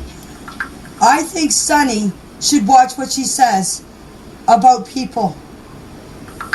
She has very, very bad accusations about people, and I do not like it. The reason I am on Facebook is because I will not go on her, because she has her opinion, yes, but her accusations towards people is terrible. And I don't like the way she nags Daniel all the time to come on and defend himself. That is up to Daniel to do that, not her agonizing. Oh, wait, hold it for. You said you don't stick up for your son, that he could stick up for himself, Mama Bear, on there. Thing is that Janie, just like you're allowed to have your opinion, so am I. Exactly, but I don't like the accusations. How many times have you had to come forward to speak if you wanted to? I never forced Daniel to come up on the live. I've asked him. I've been nice to ask him. He's the one playing games. Yeah, that's your son, right? And I said, well, she's pissed at me because I made a comment about, I think the apple didn't fall far from the tree. Well, again, I want to go back to something though for a second. So again, when somebody is messaging on their thing and then we hear it, Ness, I think you were the one that said that, and you go, well, my phone doesn't make that. No, but we hear the bubbling, right, Charmaine? We hear the bubbling coming through as Kent is typing, right? We hear that bubbling. So that's what I'm talking about. And you can tell, I think you guys can tell when somebody is fluently talking or when they're kind of reading something, probably on the phone. And yes, and I just want to say this, that I'm going to, and you can tell when somebody's doing that. We ain't freaking stupid, right? Again, I don't care how they do it, how they say it. And like I said, Janie, you can shit on me all day long, but I'm not the one that had kids on my property, and I didn't misplace kids or put them anywhere, right? You're the one that stayed in the trailer for 10 minutes while Daniel was out hollering the names, but we can get into that in a minute. But anyway, so yeah, Janie had every opportunity if she wanted to be a voice for herself, and then she wants to rage on me, and that's okay, Janie. I got my big granny pants on too. All good. I mean, obviously this woman does have some anger issues, but it's okay. We'll let it slide. Honestly, including Janie, she has no impact on me. This is a case we're covering for Jack and Lily, the super duper grandparent there, that says that she loves them, and yet took her 2.5 months to get some posters because of vehicle problems. And she wants to say it 2.5 months later, like, hey, if anyone's listening right now, make sure whoever has them, just drop them off. You know what? We'll stick out a porch light. You know what? We'll get one. We'll get a camera. They have cameras now, if you guys haven't noticed, on their place. But you know what? I don't care. Charmaine and Kent know I take the heat for everything, and that's good on me. I don't care. Anyways, we'll get back to that. Yeah, I told you, Janie, obviously, you're watching this live still. So I know you are. And I'm telling you, if you tell the truth, there's a free Temu gift in it for you. I love Temu. We could be BFFs on this whole Temu thing. I spent like $5,000 for a couple months ago on stuff like that. I'm a Temu whore is what I am, to be honest. Well, I was. I'm ready to purchase something again, though. There's something in it, Janie, for you if you want to tell the truth. And antagonize him to do it. Yeah. And I do not go on any otherbody's show. I went on Facebook there a while ago, and I tried to explain to people, give people timelines, and they just screwed it all up. So I went off there. Okay. And that was my opinion about... Okay. What is the most stupidest thing you could possibly ever do to try to set the record straight? What's the one most single thing that you can do? Is go on to a Facebook group of a lot of them, sorry, no offense, but just a lot of nasty asses out there, right? That some of them are going, Janie, yeah, we're here for you. I get that, okay? And then the other nasty ones or whatever, the most toxic thing ever to do, okay? We have control in the chat. If people are beaking off and being ignorant, boot them out, right? Like I said, 2 children are missing. Do you want me to feel sorry for you, though? Absolutely not. There's 2 children missing from that property that happened. I care about Jack and Lily. I don't care about your feelings. All I care about is the truth. And if I'm too strong of a female for you and you don't like me, but the point is, I had offered you multiple times if you did as well. And I said it very nicely. But no, you wanted to go into a Facebook group like any moron would want to do that, but you didn't know, so I forgive you, for being, neglectful by doing something like that. It was your own ignorance, obviously, not realizing how Facebook groups work, but they're toxic, okay? Did you honestly think that you were going to type fast enough to answer the 100 questions that are going to come at you and think that people aren't going to twist that shit around when it's done like that in messages? When you're putting it this way to a voice, that's when you're going to get people's attention more so than they have feeling, then they have emotions, then they can have flipping of the pages, then they can have as if you're reading scripted stuff as well. It doesn't matter. As long as the truth is coming out about Jack and Lily. That's the bottom line. So let that be a lesson to you, Janie. Never, never, never decide that a Facebook group is the way to go when you're trying to give out information. It's just not. It is the worst thing you could do. But you saw it. You saw what happened, right? Brenda, just like everybody else has opinions. So if everybody took it the wrong way, I'm sorry. I'm sorry. I will say Dara did get some things wrong with what I said, but in my interview and on here, I am correcting what he said about events. I am telling my truth about my side of what happened.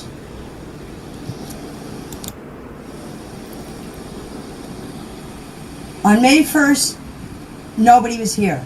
On May 2nd, when Jack and Lily disappeared, the people that stayed here on May 2nd was Malehya's 2 great aunts and Malehya's grandmother stayed the night. On that Friday, May 2nd, the ones that were in the trailer, which was a family reunion, was Malehya's mother, Cindy, Malehya's grandmother, Patty, Malehya's aunt, I don't know her name, I never met her, Malehya's 2 great aunts, I never met them, and Cindy's boyfriend. We're all in the big trailer, eating, drinking coffee. I don't believe any of them went out searching. On that Saturday, after everybody left, after the fight or the altercation at the end of the driveway, everybody left. Except Malehya's grandmother Patty was here, and she was going to stay the night. But I think it was Corey, Haley's boyfriend, came and took her. She did not want to leave. But Corey came and took her, and they all left. There was nobody here after that when everybody left on Saturday evening.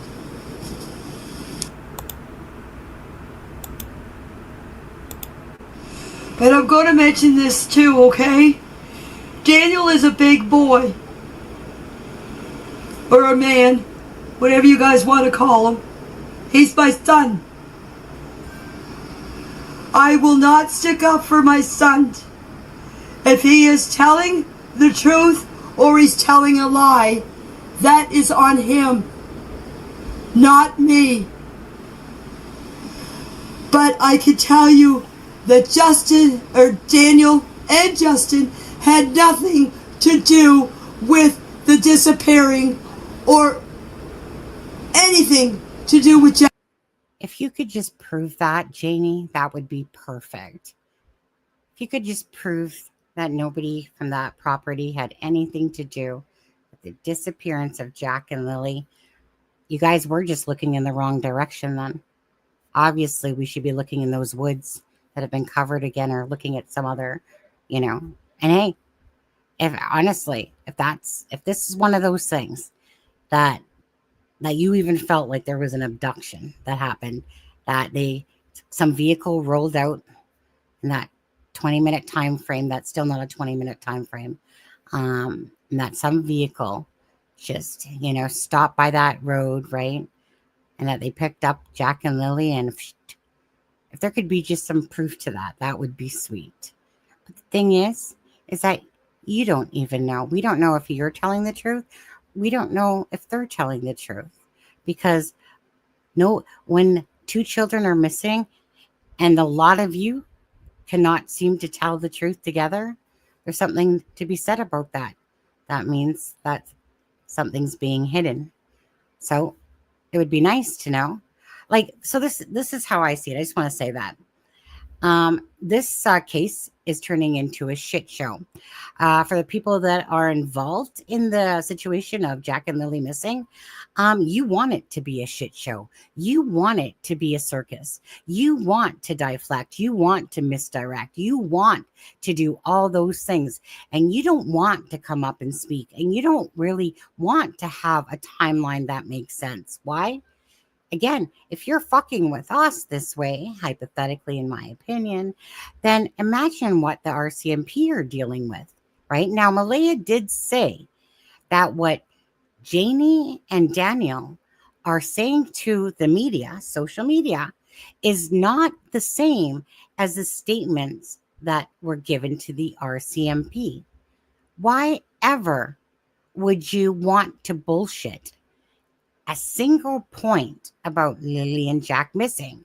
So when you want to sit there and say, Janie, that, that you're mystified by all this, well, you're the three that live on the property. You guys couldn't give a timeline if your life depended on it. We're not forcing you guys to give out this timeline. You're the one. So why would Malehya say that? That you guys are not saying what you said in the statement, right?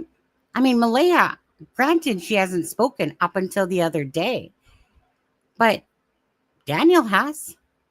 And he said a lot of things that don't add up.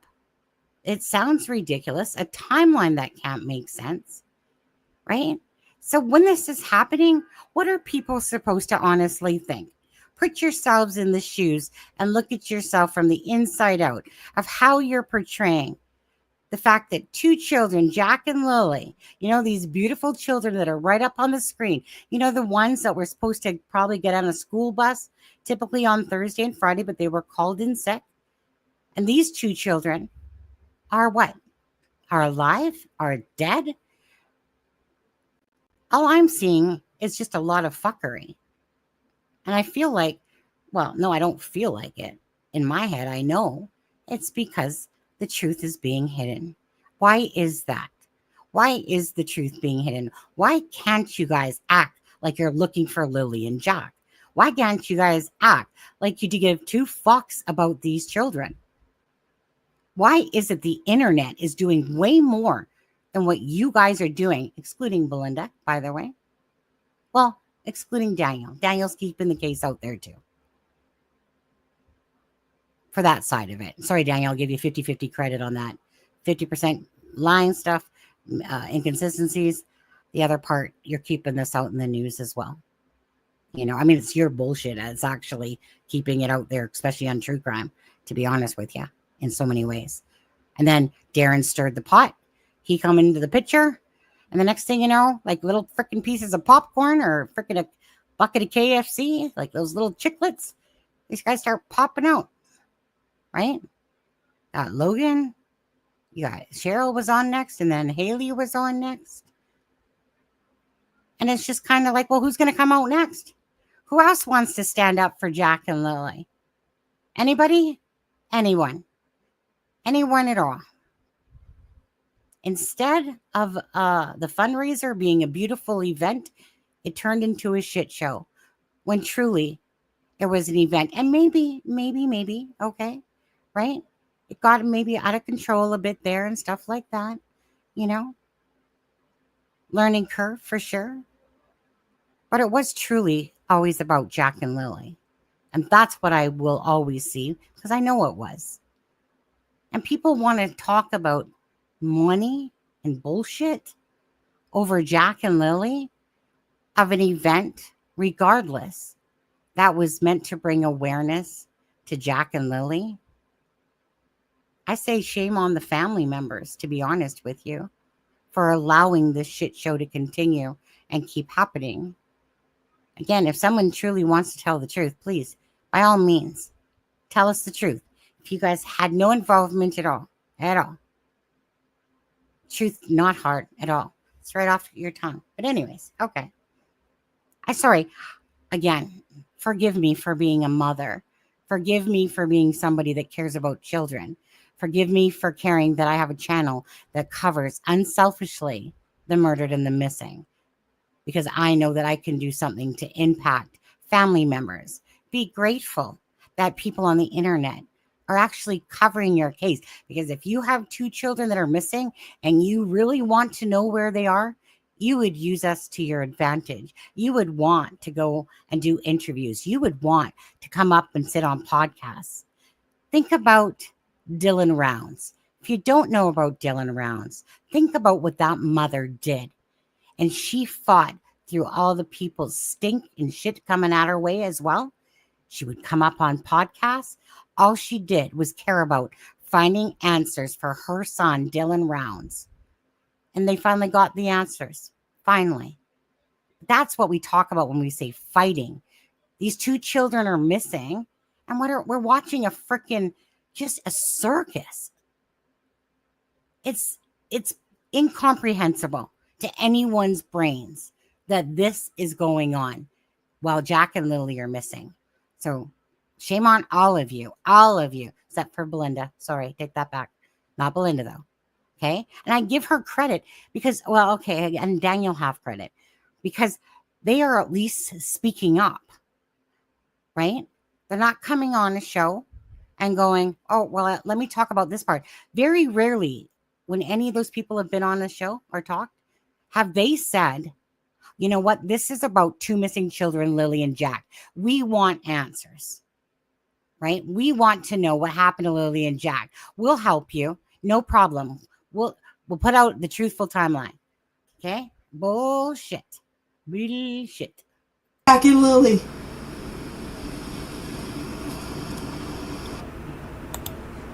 The reason why I'm saying that Justin and Daniel had nothing to do with the disappearing or the deceased or whatever everybody's saying that he did or that he murdered Jack and Lily, I know that is not true because my heart is telling me that it is not true.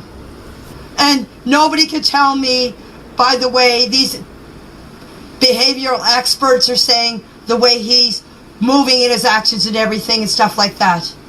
A mother knows the truth about their child. I did not carry him for 9 months and raise him until he got out on his own. What I don't know what that boy's about. Believe me. If you're a mother, you know. Your heart tells you.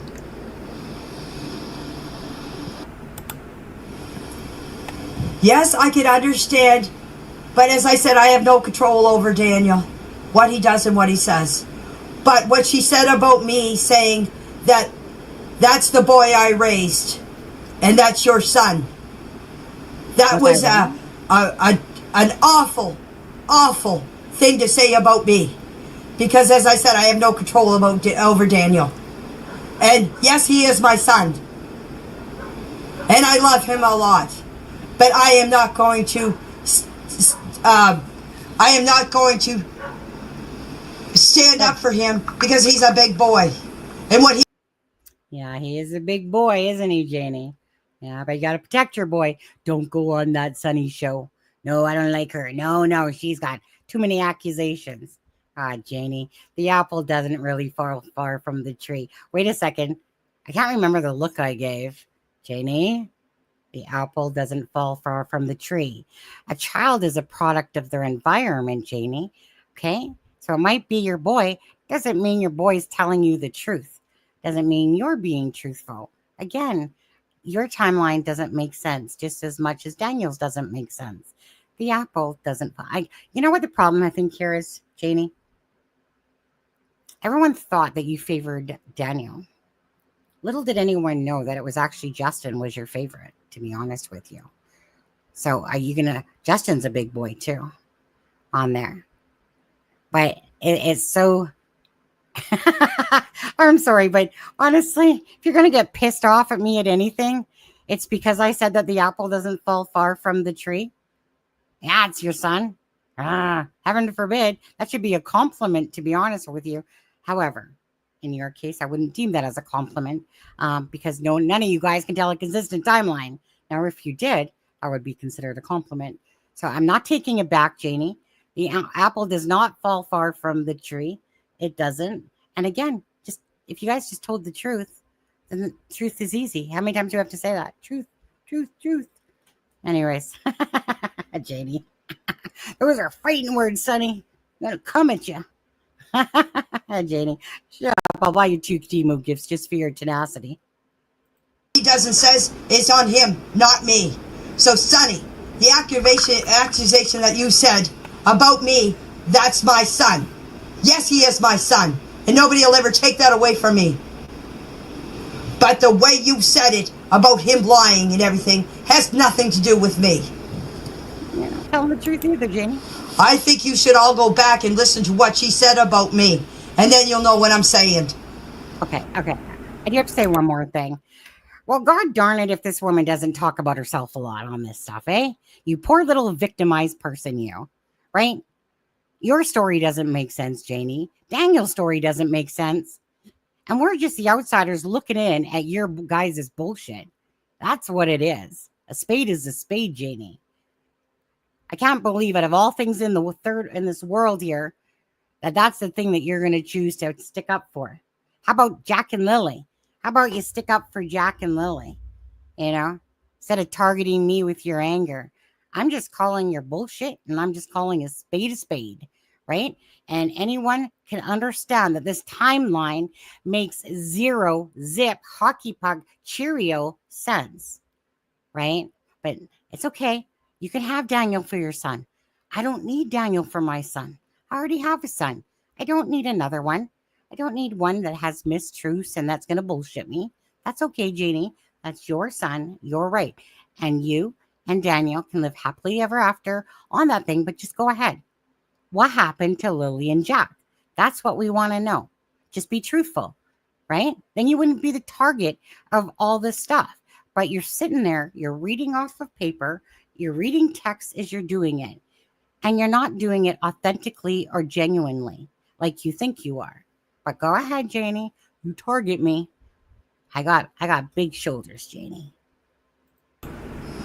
And another thing I can say is I don't have to go on her show. I can go anywhere and talk that I feel like I want to talk. Just because I don't go on her show doesn't mean that I can't talk to anybody I want and say anything I want, because what's coming out of my mouth is the truth. And by the way, I see her in Facebook chat too, saying stuff. So you're right. You saw me about 3 times in that pathetic general chat group. You're right, you did. Other than that, where have I been, Janie? Way before you ever got in there, Janie. Was I in Lana's group supporting Lily and Jack and the fundraiser? What was I, heaven forbid, doing in there? I was supporting for Lily and Jack, fighting for Lily and Jack. What were you doing, little Miss Muffet who sat on her tuffet, frickin' making Temu orders? What were you doing, Janie? Yeah, you go off on me, Janie. Hope I'm pissing you off, actually. Where does she have the right to tell me that the Facebook is not the place to go to chat? I could go anywhere I want. It's a free world, and I... Okay. Seriously. Let's pull out that, you guys, that pool. You guys know that pool. That was meant to be a sandbox for whenever Janie throws a temper tantrum. That was actually going to be a sandbox right there, right? I mean, we all believe it was going to be definitely a pool for the children. Not. But it sounds like Janie, it's like this old lady that's just throwing a big-ass temper tantrum about poor me. I'm a poor victim. I'm the poor victim. No. You're mistaken, Janie. You're not a victim. I mean, you can do whatever you like, and then you can suffer any consequence that comes along with any Facebook group that you ever want to, darling. But Lily and Jack are still missing. How about you worry about them more so than yourself? That would be a pleasant surprise. Free speech. I didn't belittle Brenda. I just asked a question. And I have the right to ask the question, just like everybody else on Facebook has to ask questions. The only thing I asked her is, the question that I asked her is, for 2.5 years she didn't see her, for 2.5 years she didn't see her grandchildren. She can't blame Daniel for not seeing that. Daniel had no say in it. Melinda had... Oh, really? Daniel had no say in it. Right. Okay. So I guess then Malehya, when Daniel wouldn't let her have friends and she had to drop all her friends besides one because they were a bad influence, or the controlling narcissist, but Daniel had nothing to do with the fact that even Malehya wasn't talking to Cheryl up until the second when the children went missing? Yeah. This is when, of course, she got blinders on, right? To her own kid's shit and whatever. Now, of course, Janie is the great grandmother of the year. You guys obviously realize this because Janie, if only I would have been up and those children wouldn't have been missing during my timeline. Bullshit on that, Janie. You know what? When I first watched you, I thought you were being sincere in many ways. Then I just had to listen to the bullshit again to realize that your bullshit is just on top of the other bullshit, to be honest with you. And it's like, so Malehya is so wrong when she's talking about a controlling, abusive relationship, like, and about how you didn't like Jack, Danielle, and Lily barely. And yet, but they did call you dad. So you think that Malehya was so in love with your son, Janie, that she left for the sake of love. For the sake of love is why she left? No. You're blinded by your own son's shit, Janie.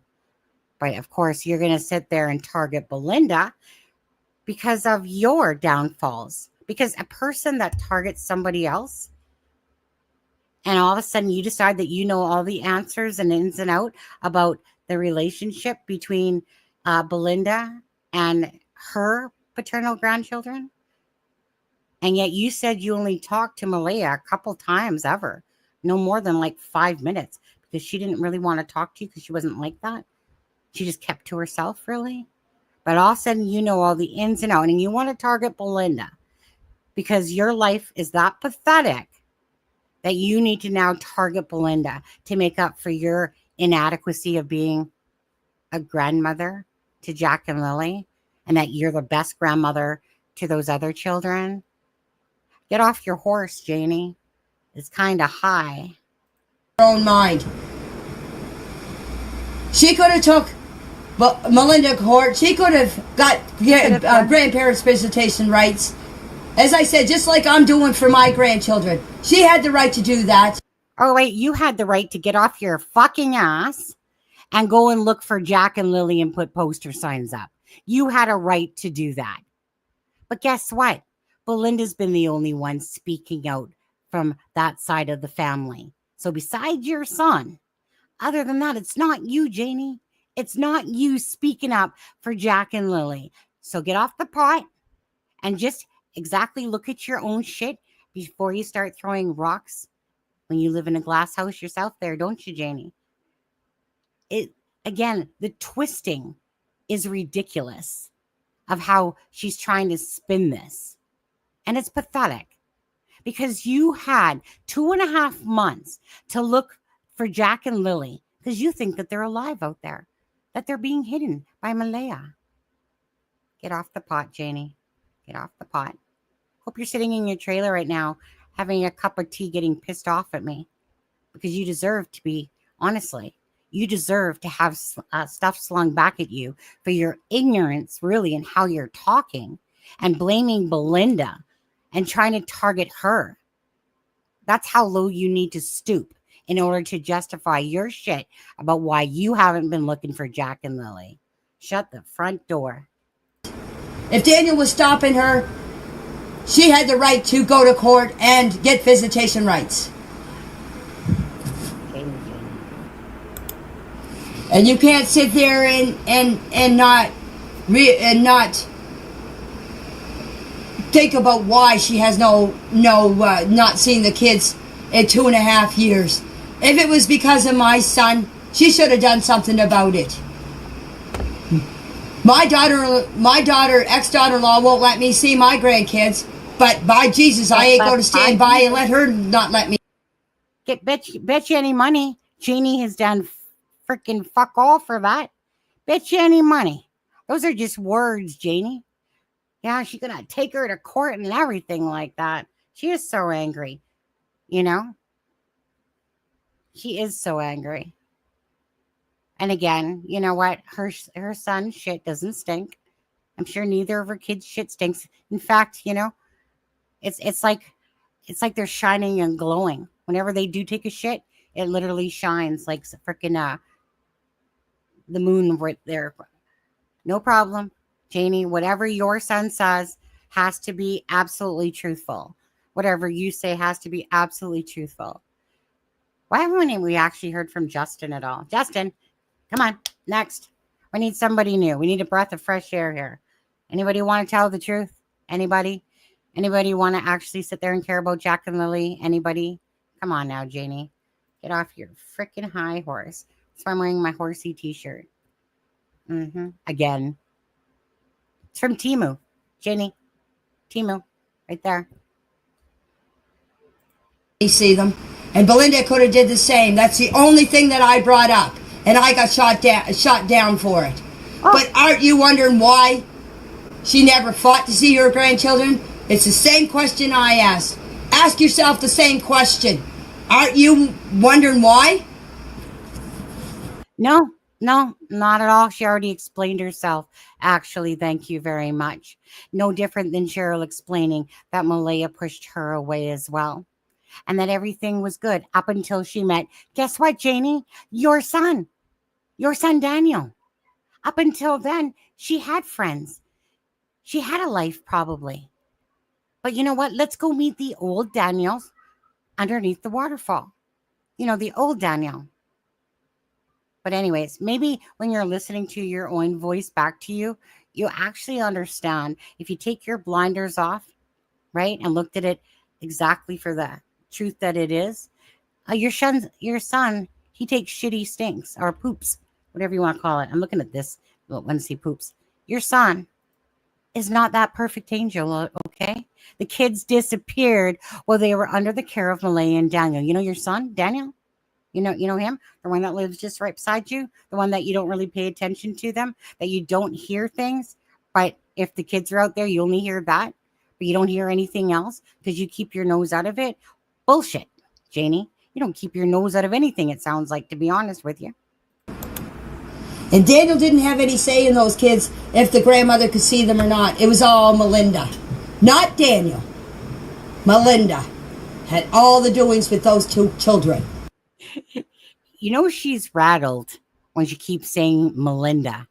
Not Belinda, not Malehya, but she keeps saying Melinda. That's because she's rattled. An angry bird. She had all the say over those kids. That's a question I cannot answer. The only one that can answer that is Belinda and Malehya. They're the only two that can talk to each other and sort that out. I can't. I'm only telling you what Sunny has said on her show about Daniel was the one that would not let Malehya see the kids. As I said, Daniel had no say in who those kids could see and who they couldn't. It was up to Malehya. Yeah. And you know what? I mean, by all accounts, at the end of the day, Malehya made her own decisions and stuff like that. But again, so your son, he wasn't controlling. He's not a narcissist. He doesn't try to control what she wears. So everything Malehya is saying then is a lie.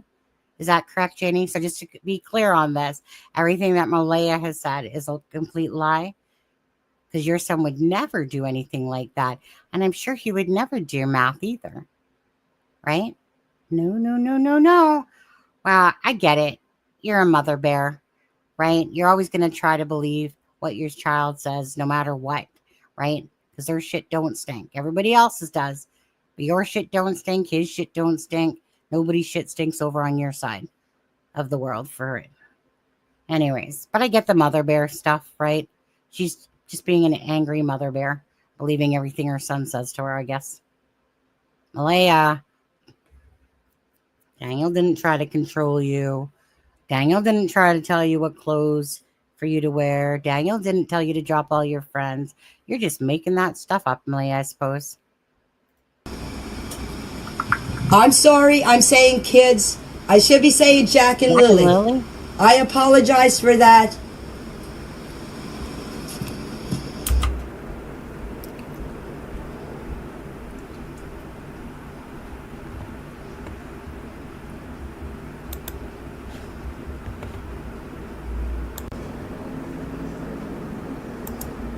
I can't tell you why Malehya is not showing up at the visuals.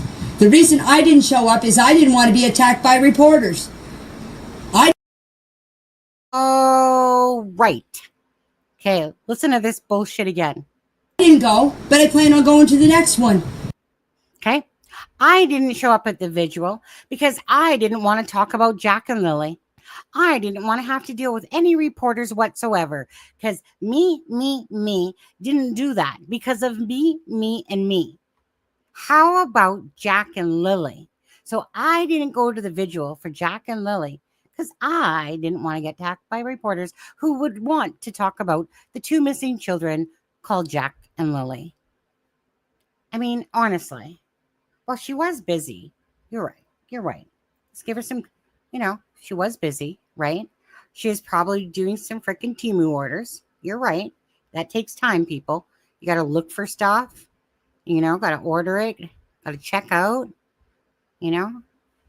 Such a joke. That's what I'm talking about, Janie, is that if you listen to yourself and what you're saying, and you're saying that to people, and we're listening to this, and you're making it about yourself. But of course, you can be angry. Be angry all you want. I do not care. Because it's about Jack and Lily. Remember? But you made it about yourself. About why you didn't go to the vigil. Daniel went to the vigil, but you couldn't go with them because you didn't want to be attacked. Poor you, Janie. Poor you when two children disappeared on the property that you live on, that Daniel lives on, and that Malehya lives on. For you, Janie. Because I got my story out there. I got the truth out there.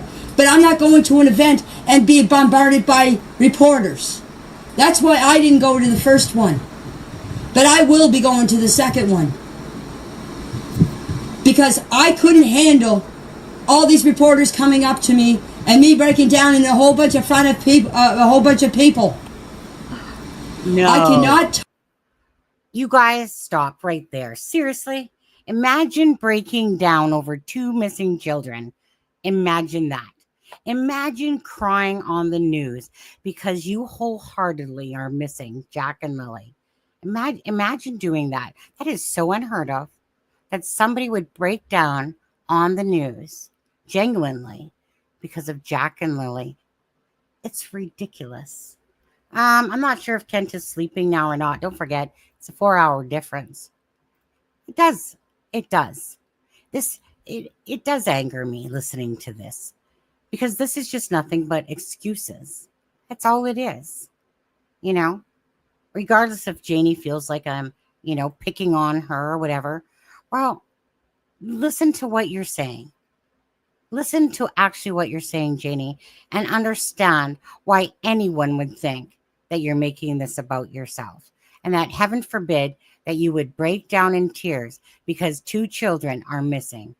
Heaven forbid that should ever happen. It's a joke and it's excuses and it's bullshit is what it is. Talk to reporters. The only reason why I got the reporters to come here is because it was on the property and the reporter said to me, talk to me. She wasn't there to judge me like everybody else is judging me. I got my truth of the story out there. And I'm glad I did because now the weight is off of my chest and I am out there telling you guys what happened. Someone actually sat down and listened to me without criticizing me. Just like Darren did. That's the reason I opened up to Darren, because he did not criticize me. I listened to him. He listened to me. He did not judge me. That's why I opened up to him for the first time in 2 months. And yes, I'm going to tell you something. I had a reporter bribe me to talk to her.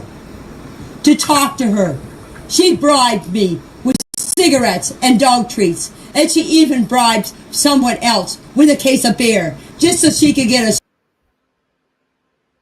I'm kind of dangling Temu here myself, to be honest with you. Don't take it as a bribe, though. I would willingly do that for you if you want to tell the truth at all, instead of making yourself like you're the victim. But you know what? I think I would have taken that deal, to be honest with you. Why not? Tell the truth, take the deal. Win-win situation. I see it. Story.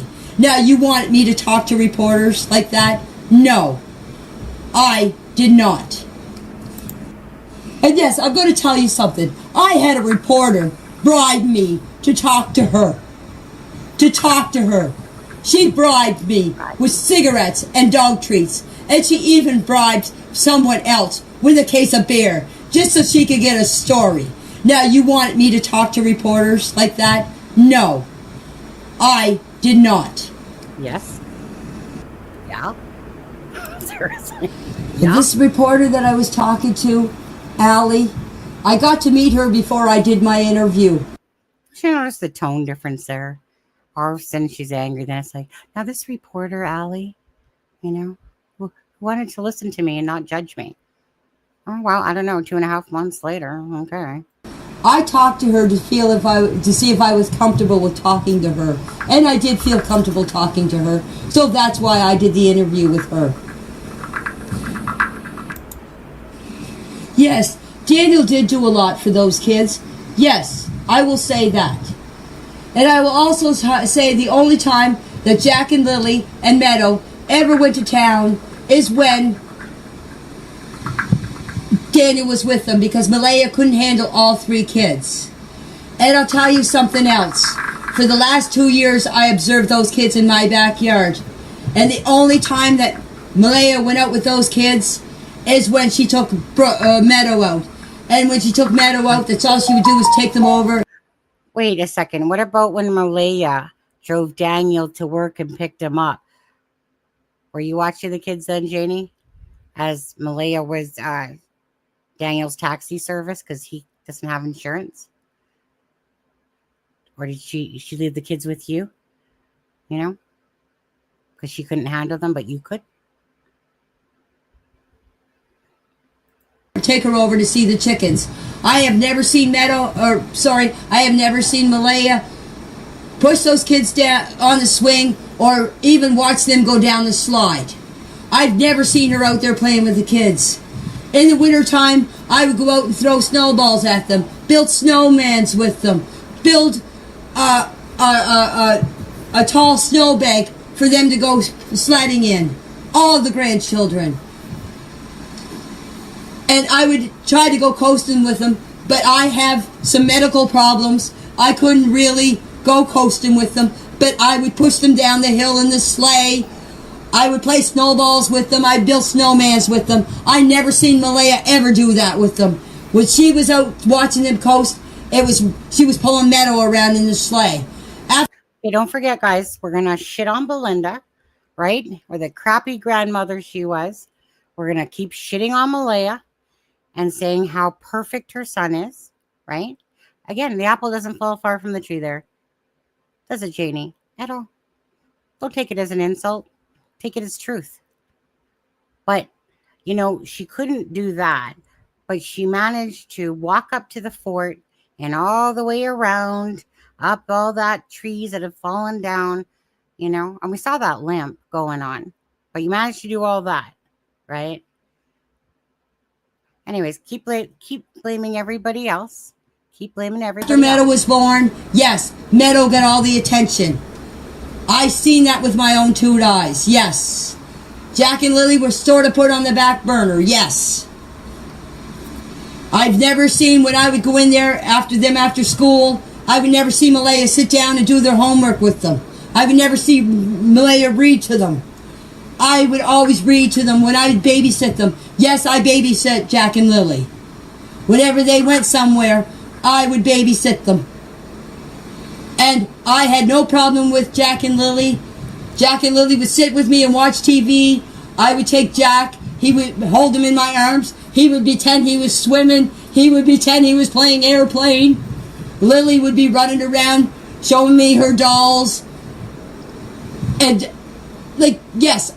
But don't forget, you guys, in all of this, she has 0 pictures. When she was asked about pictures of Jack and Lily, she said, "What do I need them for? I don't have any. I see them every day. Why ever would I need pictures?" Well, why don't you look at Belinda's pictures? right? When the kids were over there too, she was always taking pictures, but you don't need any. You don't need any at all. It's odd. It's a very odd thing. I did more interaction with those children than Malehya did. Oh, okay. Go ahead, build yourself up again. Go ahead, say how great you and Daniel are, and that Malehya is just a big piece of shit. I'm pretty sure that it wasn't exactly that way, but again, you know, you're standing up for your son here, Janie, you know, and you're making yourself look sweet as roses, but we all know that that's not true. And as I was saying, if you have to call their mother to tell them that Jack has no boots on or Jack has no coat on, and if she's supposed to be watching them all the time, that's a bunch of bullcrap. Certainly is. Certainly is, Malehya. Come on now. Daniel was working 1 day a week, and it was totally up to Malehya, right? Totally up to Malehya to make sure that she did everything, that she washed and bathed Daniel's butt, including her kids, during that 1 day a week he was working at the time. Heaven forbid that, I'm sorry, Jenny, what? What about Daniel in that 1 day a week he was working at the time? Remember? But Malehya did absolutely nothing and you guys did it all? Is that how it happened? Maybe she was depressed because she was with your son. How about them apples? Because I would even watch my other 2 grandchildren when they were out in the yard, and I would always keep an eye on them when they were in the yard. And I was always yelling for them, where are you guys? Where are you guys? And the only time those kids really got outside is when she was putting Meadow down for her nap. And when she would put Meadow down for her nap, she would go down for a nap too with Meadow. Well, as I said, that's between her and Malehya. Well, as I said, that's between her and Malehya. Well, let's start with Jack. Exactly, Belinda. Right? I'm sure she could whip out some pictures of her other grandchildren. I mean, Malehya did say that you didn't treat them equally, and she doesn't know why. You know, but you're this amazing grandmother as you're portraying it to yourself. Wait, you're not even their grandmother. Wait. You knew those kids for a couple of years and you're acting like that somehow that you're the best saint of a grandmother ever, grandmother of the year. I don't know why she didn't get that award, you guys, for grandmother of. Can anyone even imagine?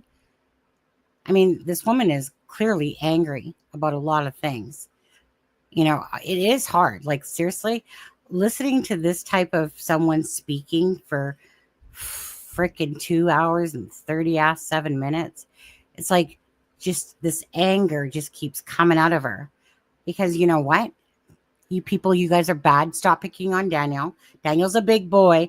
Daniel can handle himself, Janie. Don't you worry about that. But, you know, a mother never stops, no matter how old they get. But she did say that Daniel can, if he's lying or telling the truth, that's on Daniel. But Daniel's the father of the year here as well. Malehya shit. These people good. Jack was a curious little boy. He was a happy little go-lucky boy. But I'll tell you, if he didn't want to do something, he wasn't going to do it. Because when I would get after him to put his shoes on, and when he was running around his bare feet, I would say, Jack, put your shoes on. I've said this. And he would just stand there and put his arms up, fold his arms up and go, And that's all I would get out of him. Other than that, he was a curious little boy. That's all he would do all day. When he was outside was sit and turn boards over or rocks over looking for bugs and worms. I had my granddaughter down digging worms for the chickens. And he would come down there and he would grab every worm that he could see. And when it would come time to go feed the chickens, he goes, no, they were my friends. I'm keeping them. He would play on the swing. He was a happy-go-lucky boy. Lily, she was a Miss Prim girl, as I would say, if that's what you call it. I guess they call her a diva or whatever, but to me, Miss Prim. Because whenever she would get her clothes dirty, she would go in and change her clothes. I never knew what that girl was going to come out in. She had a kitchen out in the yard. I had to play kitchen. I got to play kitchen for them. Well, for my oldest two grandchildren. And when they weren't here, that's what she did. She'd play with the kitchen. She'd make mud pies. She would pretend she was making hot chocolate or coffee or tea. If a bug got around her, she would scream, there's a bug, there's a bug. And she would go running in the house because there was a bug. That's why they're not in the woods. Because if a bug got around her, she would go running and screaming. So imagine that those children just kept wandering for 6.6 or whatever kilometers right in the direction of the woods. Lily didn't like bugs. So why would she ever go in the woods, really? Besides maybe to the little fort and play. But she'd probably come out the minute a bug kind of. But you're right. You know, I know. I mean, Janie doesn't think that the children went in the woods either. But Danielle has portrayed it that Malehya is the one that said, why did I ever listen to her? You know, my dumb ass believed that the children in the wood. And yet in the interview, Jenny says, you know what? My first thought was to go up there to that fort. You know, the one that Daniel was just up at? You know, the one that Jenny just stayed in the camper listening to her son yell for Lily and Jack for 10 minutes? Because that happens daily. That somebody's yelling and screaming for Lily and Jack. And your ass says it stayed in there for 10 minutes. Well, that's a whopper lie if I ever heard one. You know, that's not true. You guys, I think we can clearly understand that you would never listen to someone screaming for the kids' names for 10 minutes as that loving, award-winning grandmother that you are, and literally wait 10 minutes before you're like, you know what? It's about the right time. I should go out now. Tired of listening to my son's voice. All right. Okay, what's going on? Malehya. Whoops, my bad. See, I'm not used to this yet. My bad, Malehya. Are you standing there with Meadow? Because, you know, this is at the 10-minute mark, right? And then they come out and Janie comes out of her camper and, oh my God, Malehya. Are you seriously standing in front of the trailer? And somehow this frickin', you know, Back to the Future vehicle, this frickin' what do you want to call it? Magic carpet ride happened. Some alien ship just went beam me up, Jack and Lily and stuff like that. And again, this is where your story all falters, all of you, to be honest with you. That's where the story falters, is right there. Because there's no way on God's green earth that could have happened in that short of time, and that those children just miraculously disappeared off into the sunset, never to be seen again. But according to Darren, they'll pop up in about 20 or 25 years, but they won't look the same. And you guys will never know it, because you know what? They were sold. They're probably in US. They're probably somewhere in Canada. I don't know. I just know whoever has them, they might pop back up again. Might. Not sure, but they might. Crock of shit. Would just say, where's the bug? Where's the bug? Good one. That's all they ever, from what I observed, they just played on the swings a lot. Her and the oldest grandchild would play on the swing. They would sit up there and they'd sing. I would sit there on my doorstep and listen to them sing.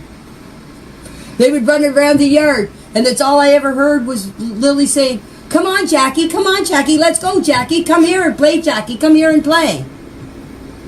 They were bright little kids.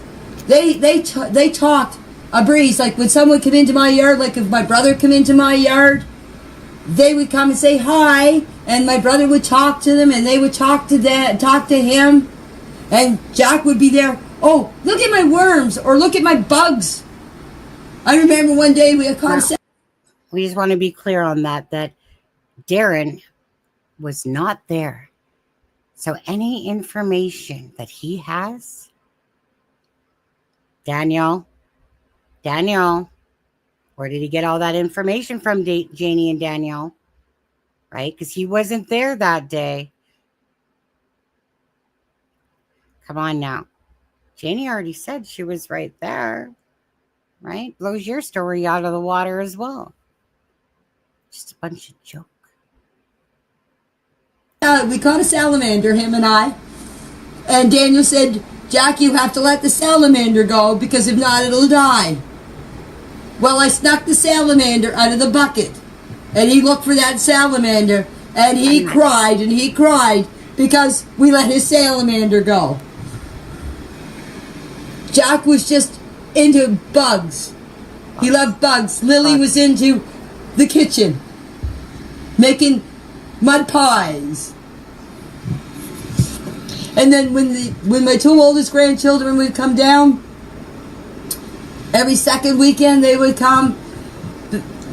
My oldest granddaughter would come in here and they'd say, Granny, we want some snacks to go up to the little cabin they built or the little fort they built. They built it themselves out of sticks and brush.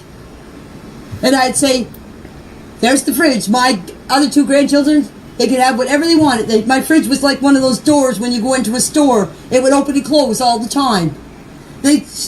My oldest granddaughter would come in here and she would take snacks for all of them and pack them in her backpack and go up to the camp. And another thing, the backpack thing. I've never seen Lily outside with that backpack. Daniel told me that they always tried to keep her from taking it outside. But I've never seen her with that pack. Really? I mean, the same backpack that Daniel said that Lily took because all the kids would go out and she wanted to be like the older grandchild. And, you know, you did it for treasure hunting.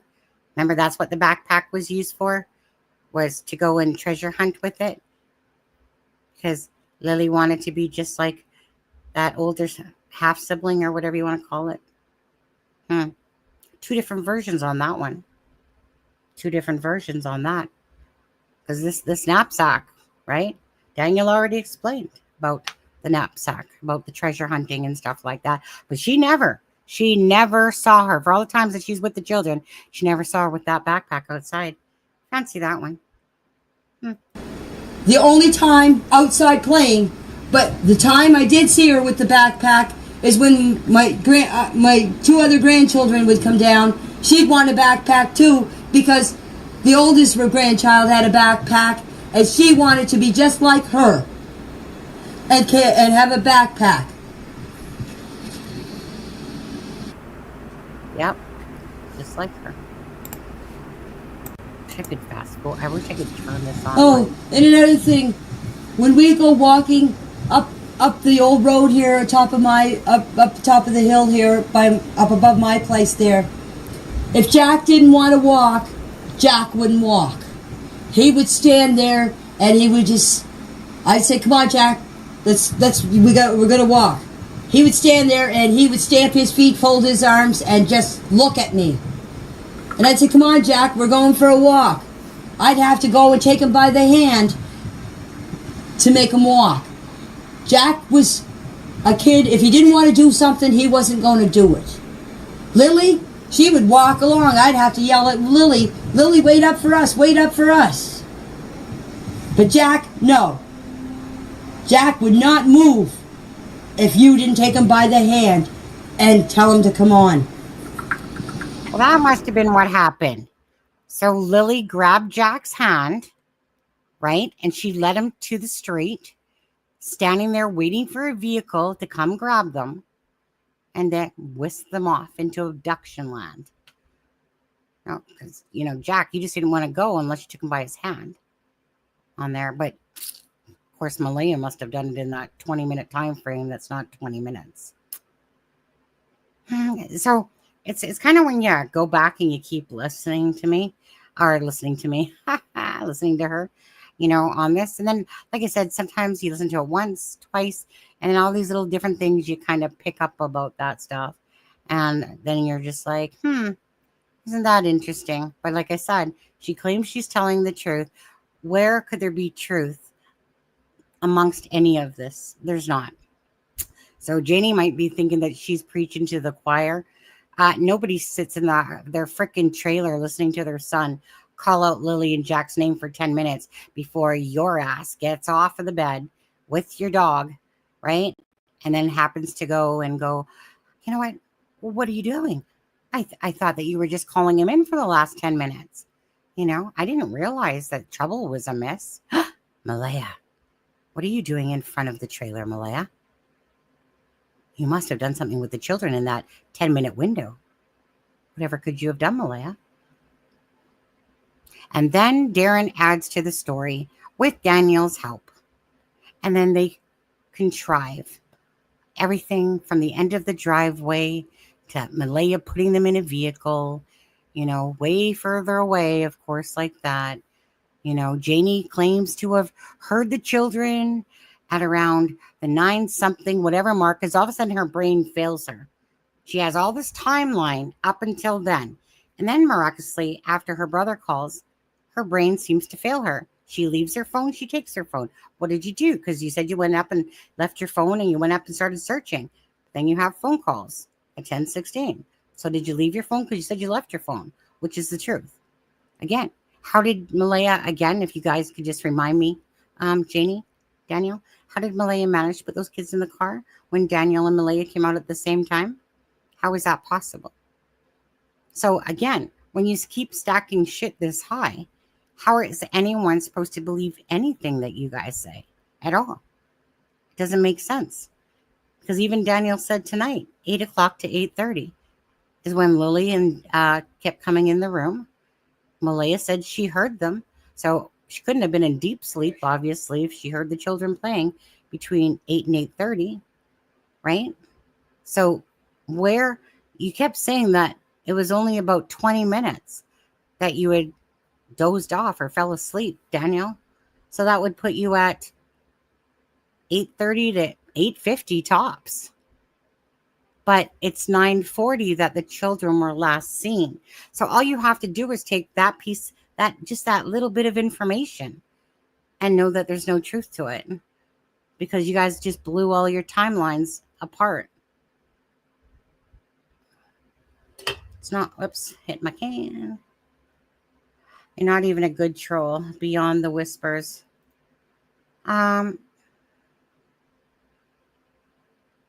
Let's see. I think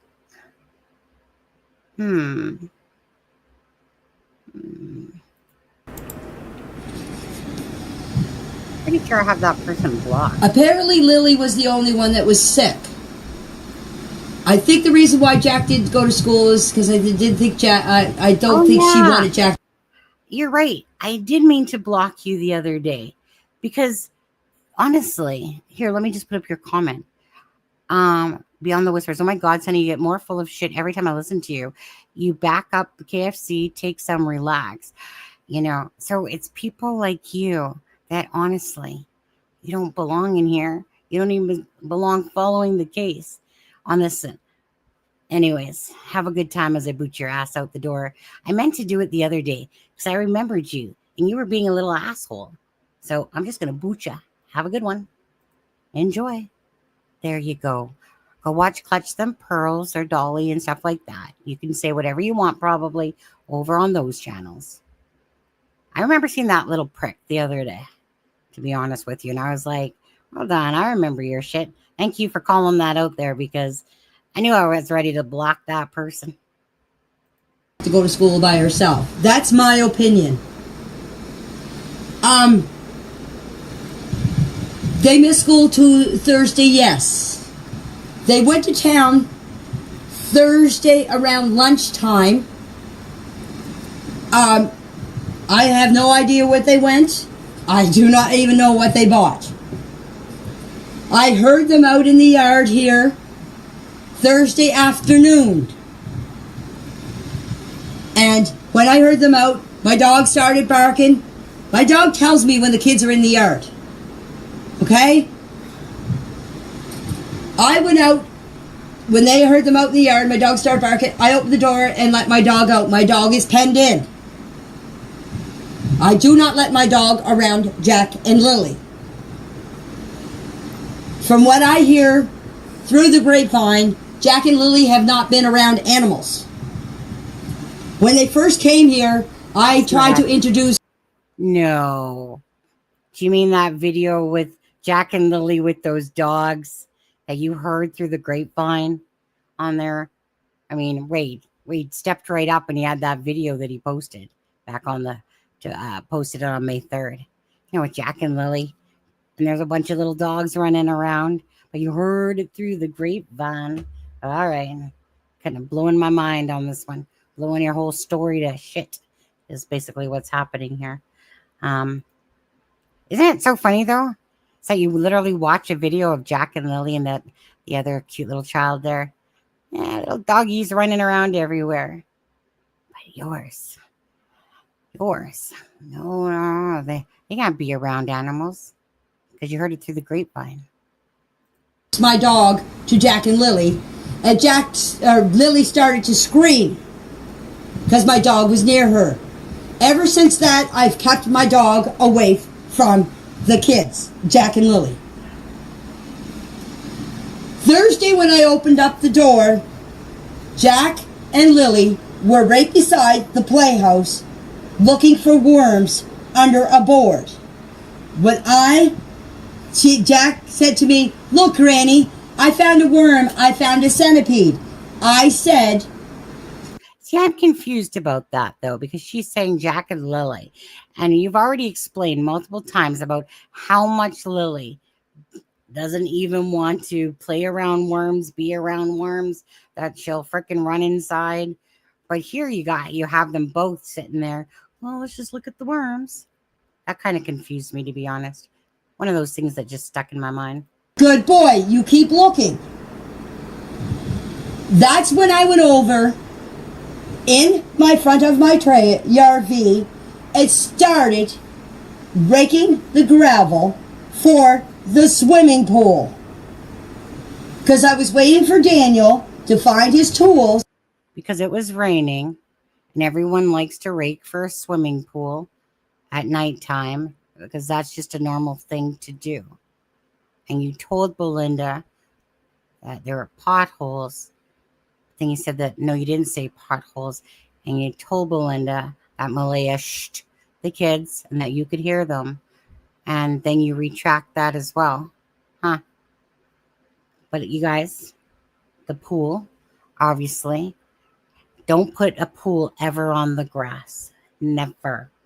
Rake first. Do it at nighttime. Those are now the go-to rules about how to install a pool.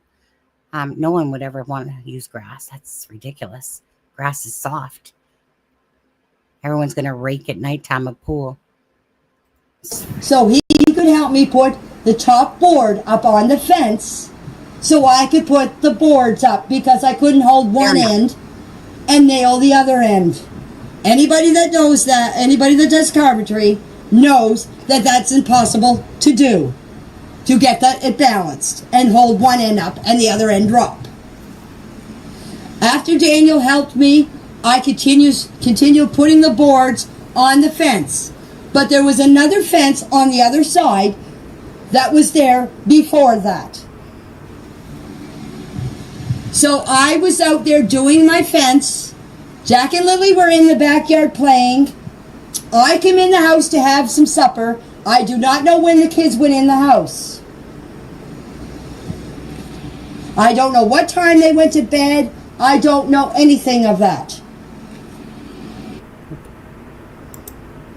That's all I can tell you is from what I told you. My brother called me at 8:48. We talked for 2 minutes, 59 seconds. After that, I laid down. My dog barked because Lily and Jack were here where the swings are. I have a board up over my window. I did not see them because the board was closed. The reason I have a board up over my window is for the winter time to keep the draft out and for the summertime to keep the sun out. I heard them Friday morning. I swear on a Bible. Better than that, I swear on my father's grave. I heard them Friday morning. So the kids were here Friday morning. After that, I don't know what happened to them. My first instinct, when she told me that... Don't forget, guys. Malehya said, Janie always, the kids get out sometimes. They got out a couple times. But Janie always calls her but she didn't that day, right? But she didn't that day. So let's think about that for a sec, Janie. So you can either look at it a couple ways. Why, Janie, didn't you call Malehya?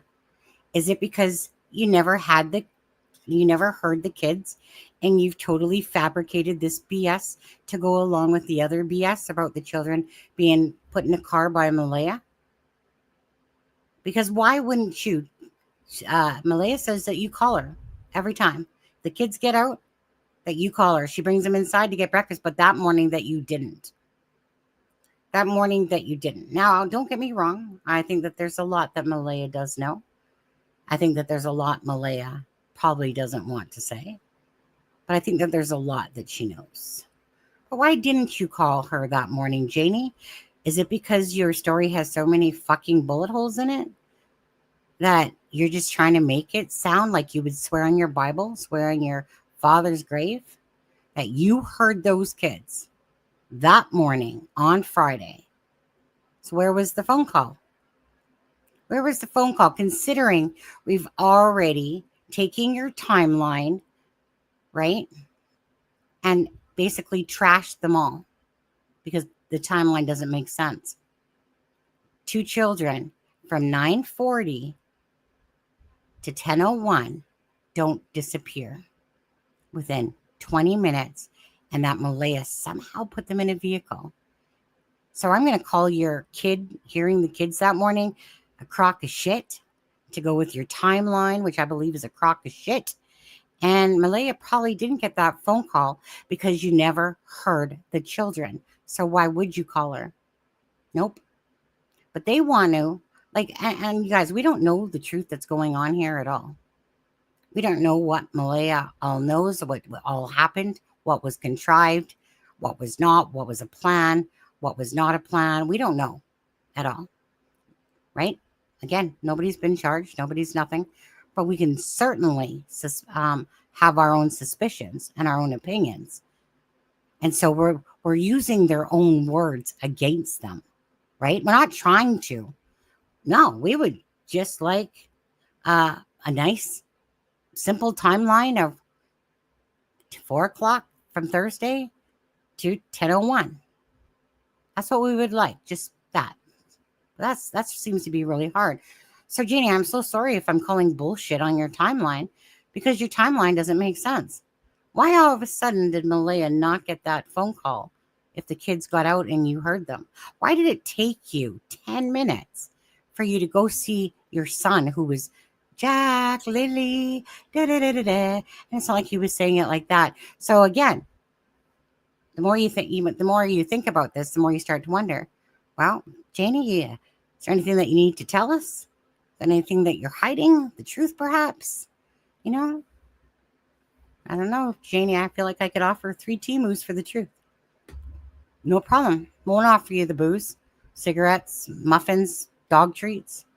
Timu, let's talk. Let's talk, Janie. The kids were missing was check the woods. That's what I did. Right. And when I found out they were not in the woods, I said they're not in the woods. Who talks like that? When I said... And for what she said... They're not in the woods. That is because... Hold on. They're not in the woods. It's so weird when you listen to someone talking like that. Because obviously, just like me, you would be saying it, right? Just fluently. But this is more of a not in the woods. Unless she talks like that normally. Has anybody heard her talk like that normally? About Jack and Lily wandering, that's a bunch of BS. The only time they go anywhere up in the woods is when my other 2 grandchildren are here. And they're always kept an eye on by me. And if Daniel's in the yard, he watches them too. And for what she said about Jack and Lily wandering, that's a bunch of BS. The only time they go anywhere up in the woods is when my other 2 grandchildren are here. And they're always kept an eye on by me. And if Daniel's in the yard, he watches them too.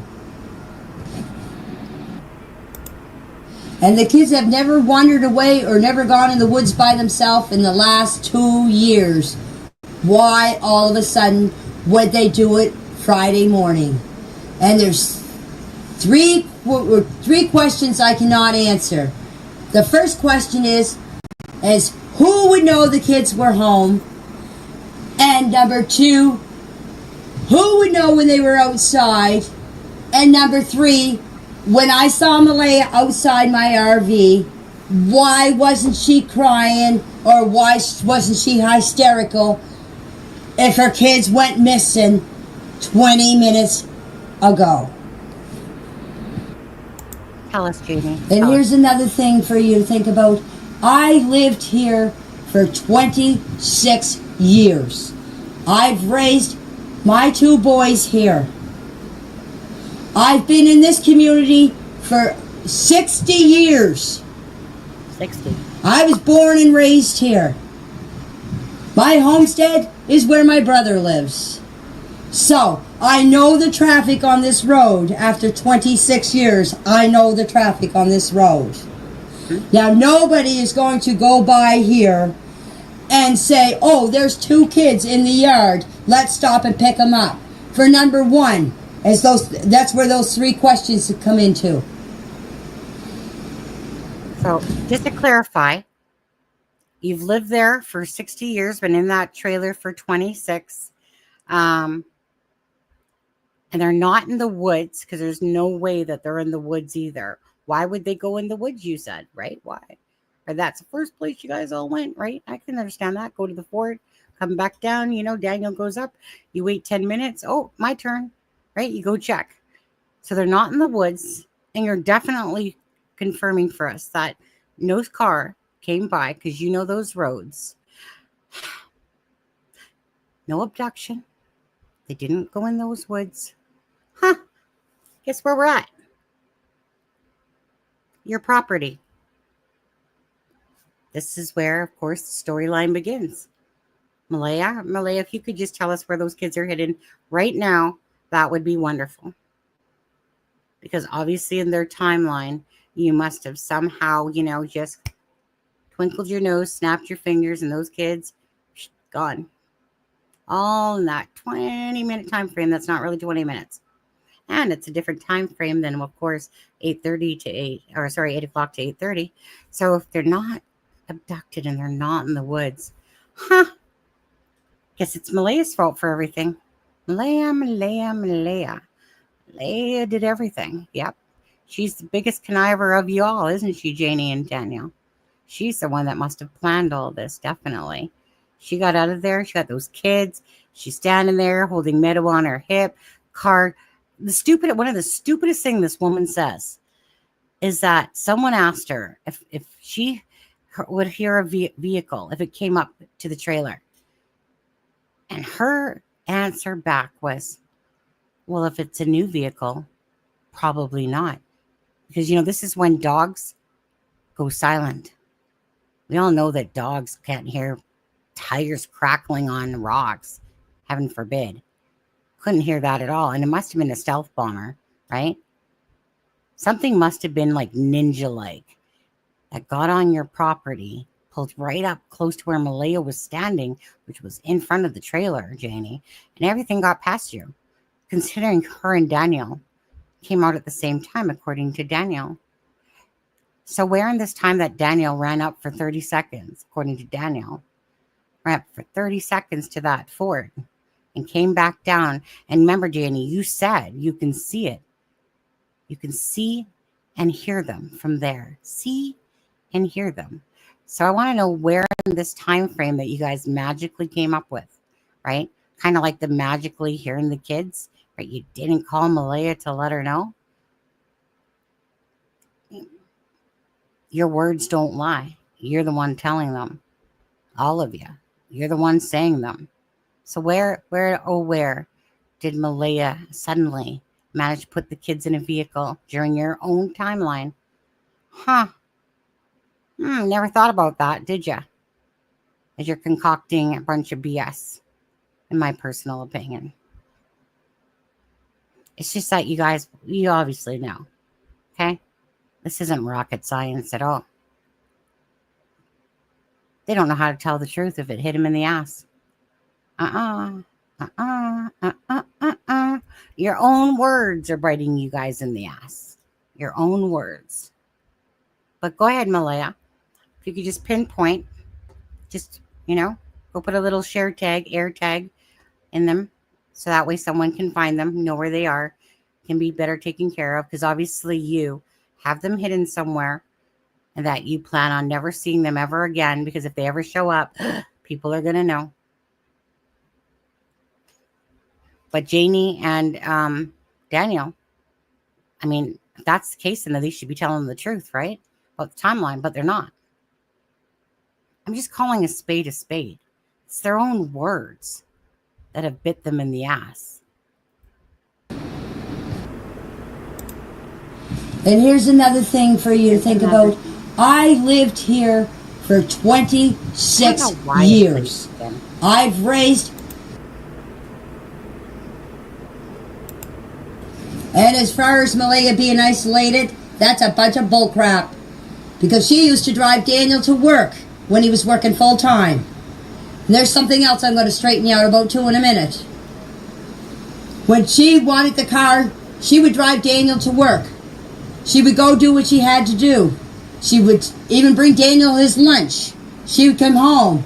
Then she would go back in the evening and pick Daniel up. So she was free to go when...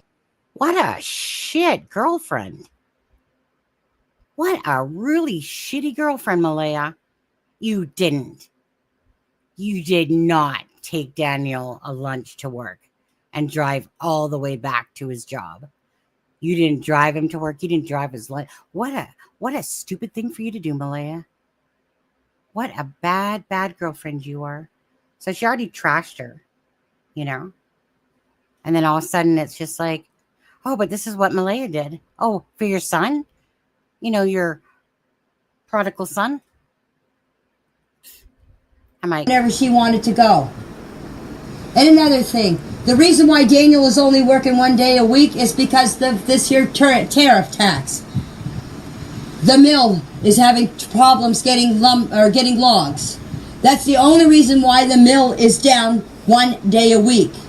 And that started in, I think, February. They started going down day a week. But just in the last 3 weeks, they've been full time. They've been 3 weeks steady. 5 days a week. So, if anybody thinks that Malehya was isolated, she had every chance in the world to go wherever she wanted. That's all she had to do was ask Daniel for the car, and Daniel gave her the car. And there in April, she bought a car on her own. So if she wanted to leave, she could have left in April. She could have left any time she wanted. She knew me. She knew if she wanted to leave and Daniel put up a fuss, she knew that I would step in. Wait a second. According to Malehya, when she did try to call her mother, Daniel held her down to take away her phone from her. Our bad. Now, don't get me wrong, you guys. Again, I'm looking at this myself in certain ways from a DV type of relationship. I mean, Malehya's words, Daniel does mouth. Malehya's words, Daniel shoved her into the wall. And then he did apologize, of course, because he was so sorry. Now, Daniel held her down and basically took away her phone so that she couldn't call her mother, right? Daniel absolutely had no control over Malehya whatsoever. Now, don't get me wrong. I was in a domestic abusive relationship from 15 to 26, okay? And I went through a lot, and I stayed with that fucker for that many years until my ass wised up and I realized that my life was worth so much more than being with someone that I loved, But obviously his love meant slapping me around, controlling me, telling me what clothes to wear, telling me what I should be doing. And if I didn't listen, no, I wasn't one to sit there and take it up the ass. I was not. I would fight back, but if I fought back, it just meant that I got hit harder. So after a while, you just learn. And just like what Malehya sounds to be saying is Daniel did a lot of, I'm sorry, I won't do it again, I promise. Right? Well, how many times have I heard the word I'm sorry during that relationship? Sorry became so overused, but I stayed in that relationship. So I get it. It's my own accountability that I stayed in an abusive relationship. But it is hard because you're sitting there thinking that things are going to change, that they sit there and they talk sweet to you, and then you forgive them yet again and again and again and again, over and over and over. That's the type of relationship that I'm seeing going on here. So if Malehya happens to get depressed from being in that relationship, I get it. I get it. A U-Haul was brought and she didn't take the opportunity, right? Said it in the messages. Why? Because Daniel would say something nice and sweet to her. And of course, people, they don't, right? It's like, oh, then you got to think about your world flipping upside down, the kids, the relationship and everything, right? Because we do stupid shit like that. Because we think, oh, they're going to change, they're going to be better and stuff like that, So when that whole altercation happened and whatever, and Haley comes out of the woodwork to say, whoa, hey, Logan over there, she didn't say the truth. She didn't say what happened, right? Daniel's been doing, math, the one that he denies for 2 years, according to Malehya, the person that was living with him. Do you honestly think that Malehya is going to say that unless it wasn't true, to be honest with you? Because there's a lot of stuff that she wasn't saying in those messages, and you could tell she was minimizing some of it and stuff like that. But at the end of the day, again, this whole situation, when I was asking questions, it's because you're trying to figure out, okay, so these two children that Janie is saying that they weren't abducted because she knows the roads. There's no way in heck that somebody's going to come up and pick up these two kids. And there's no way that they're going to be there in the woods. So their only option is that deflect, that Malehya did everything. Malehya planted everything to frame Daniel. That Malehya, of course, like I said, she left Daniel, right? Wonder why. Must have been like love, just a fully blown love relationship. And the Malehya's like, you know what? I'm out of here. I love Daniel too much to stay with him. Yep. And the old Daniel underneath the waterfall. Anyways, so bottom line is, Janie is saying both of those things couldn't have happened. So that means that they had to happen on the property. But they're using Malehya for everything. That Malehya bad mom, Malehya, Daniel good, my son, his shit shines. Not only does it shine, it glows. And make her go, or let her go. I would not stop her from leaving. Even though Daniel's my son, that's the time I would step in. So, people can't say that she didn't want to live here because she was isolated, that she couldn't go anywhere. That's a bunch of bull crap. And she had the use of my vehicle too, whenever she wanted it. So, if people think that she didn't want to live here because she was isolated, if that's what she's telling everybody, well, or if that's what you're hearing, that's a bunch of bull crap. Now, what she's saying is that she loves your son, Janie, and that your son hasn't been treating her right, Janie, and that she tries to convince herself, Janie, that Daniel's gonna somehow be a better boy, Janie. Again, the apple doesn't fall far from the tree. Look at your own anger, Janie, to be honest with you. Look at your own anger. A child is a product of their environment, Janie. And if she did want to leave, and I wasn't around to stop Daniel from letting her leave, there's always 911. There's always a way out. No, I'm fine. I'm just thankful that somebody is listening to me and not bashing me for what I'm saying. As I said, the accusation and the rumors have to stop. It's not good for me, for my dog, for my grandchildren especially, for Lily and Jack. These accusations have got to stop. I don't know what's going on with my grandchildren. I don't know how they're feeling. I can't talk to them. I wished on the 25th of June, I wished my granddaughter a happy birthday through Messenger. I couldn't even see her. I couldn't even go to her party or anything. Let's remember why all this happened. Why did all this transpire?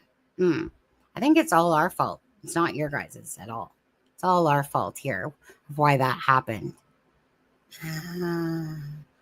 Malehya and Daniel in charge of those children.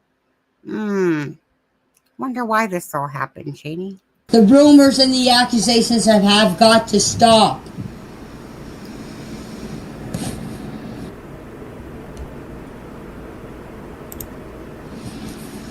That's all anybody can do is hopefully that where Jack and Lily are is they're found soon, safe and sound. Either way, I'm not going to say it because I don't believe they are in my heart. Just keep praying for Jack and Lily. You got to convince me that you actually have a heart, to be honest with you on this one. Because all I keep hearing about is, poor you, Janie. Poor you that you got to see your grandchild only through freaking Messenger or whatever on FaceTime. Poor you. 2.5 months, Janie, it took you to get some posters and talk about how your vehicle wasn't working properly. Sorry, but you're preaching it to the choir and nobody's really feeling sorry for you. And I've been doing it every night. I'm hoping to God that he'll answer me. I'm hoping that the people that know where Jack and Lily are will please, I'm begging you, please drop them off here. They will be safe. We will get them to the authorities. I'm so sorry, but did you guys just hear that? Just drop them off here. They'll be safe.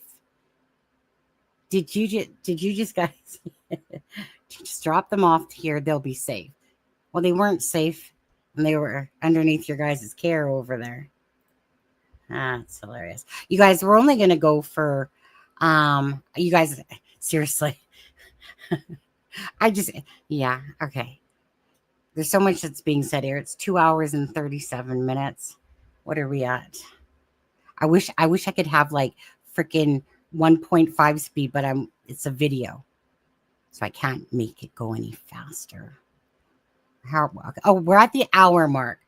Okay, let's do, so it's 2 hours and 37 minutes. So we'll break it down to 1 hour and 18 minutes and 30 seconds or 50 seconds.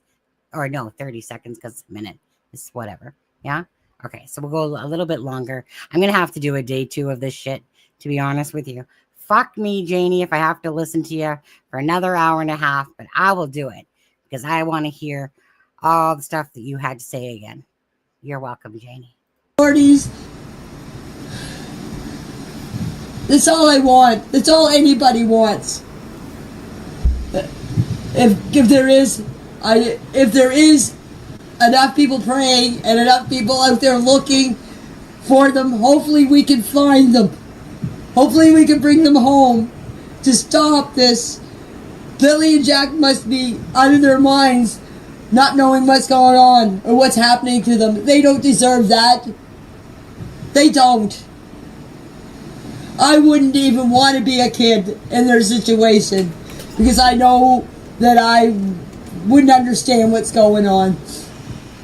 So they must be out of their mind, not being able to see their mother or see Daniel or just being around the other 2 grandchildren or Meadow. Poor little Meadow. You should see her when Lily and Jack would go up to her. Her eyes would light up and her big smile on her face. Now she can't see them. It must, even though she's small, she must be hurting. She's such a bright she's such a bright little child. She just must be going through torture too.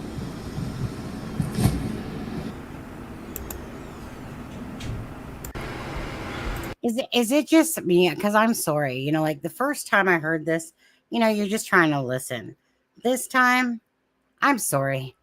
I'm calling fake crocodile shit going on here. You know, it's almost like when somebody has to think of the words to say, you know, like, poor Maddo. Matt, I would never want to be a child and go through what they're going through right now. No, but they're underneath the watch of your son and Malehya, and you were on the property too, and you heard the kids. You said, I still call bullshit on that. I still call bullshit on that, Janie. But I'm sorry, guys. I'm not trying to be mean or disrespectful, but honestly, these aren't coming off as tears at all. Like, this is just someone going, and my nephew, you know, Jake, he liked really playing with worms, and, you know, yeah, I don't have no pictures of Jake, but he means a lot to me. That's what it sounds like to me. Just sorry. And I'm not trying to be cruel. These children are missing underneath that property. So spare me with the poor you bullshit. And how about talking about what you were doing in your effort to look for these missing children that you have blamed Malehya on for hiding them and putting them in a vehicle from you guys? What have you done? Just tell me what you've done, Janie. If you could just tell me. Just, you know what? Send me a picture of yourself hanging up a damn poster. That would be great. Instead of waiting for 2.5 months. You didn't have to tell certain things, but all you needed to do, like Daniel, right? Go to the news, sit there and say, look, we're just looking for everyone's help. Can you guys please help us try helping to put out posters to do this? What have you done, Janie? What have you done for me lately, Janie? Okay? Besides, I have to listen to your freaking voice for this long from an angry bird. But I'm doing it, Janie, and I'm suffering for the sake of Jack and Lily in truth. It is what it is. How do I know they weren't in the woods? Since that's a brief search, I know those kids. I've observed those kids. As I said, I walked with those kids through the woods. I had to carry Jack through the woods. He wouldn't go through the woods. He would stand there. He wouldn't go over a branch. He wouldn't go under a branch. I had to carry him over them. So I know they're not in the woods. As I said, I don't even like going through the woods because I don't like walking over trees and branches and bush. Could you imagine a 6 and a 4-year-old going through the woods? You guys seen through videos of... Honestly, though, it's like she's given herself up, right? It's like she's telling us they have not been abducted. They are not in those woods. Where is the only other place that these children could have disappeared from? Well, again, you might as well just keep saying it. Jane, right? Malehya, I'm begging you. Tell us where those kids are, Malehya. You've done something to them, Malehya. You know, me, innocent. Daniel, innocent. No knowledge whatsoever. Give it up, Malehya. Tell us where those children are. Because in that window, that's not a window of time for 2 children just to miraculously disappear, get put in a vehicle, and all that. And that all happened in a span of 20 minutes. But we can narrow that timeline down because, Janie, don't forget, you didn't come out till 10 minutes after your son started yelling. Crock of shit. Let's just call it what it is. In our opinions, big crock of crap. That's what it is. Can't say it enough. Crock of shit. Whoops, I muted it. What the searchers went through. There's no way that a 6 and a 4-year-old could go through those woods. Believe me. As I said, don't even want to go through the woods. I take the easiest route out. But if those kids are in the woods, they wouldn't have got very far. We searched. Look at all the searchers that were here. They had the dogs in here. They had drones. They had helicopters. A 6 and a 4-year-old are not going to go through that woods. Believe me, they're not. We agree. We agree with you, Janie, on that point. Well, that's a question that's hard for me to answer. The reason why is, if any of you have watched Malehya's video of her when she was a teenager and the way she talked about things is the way she is now. Malehya and I could not sit down and have a conversation.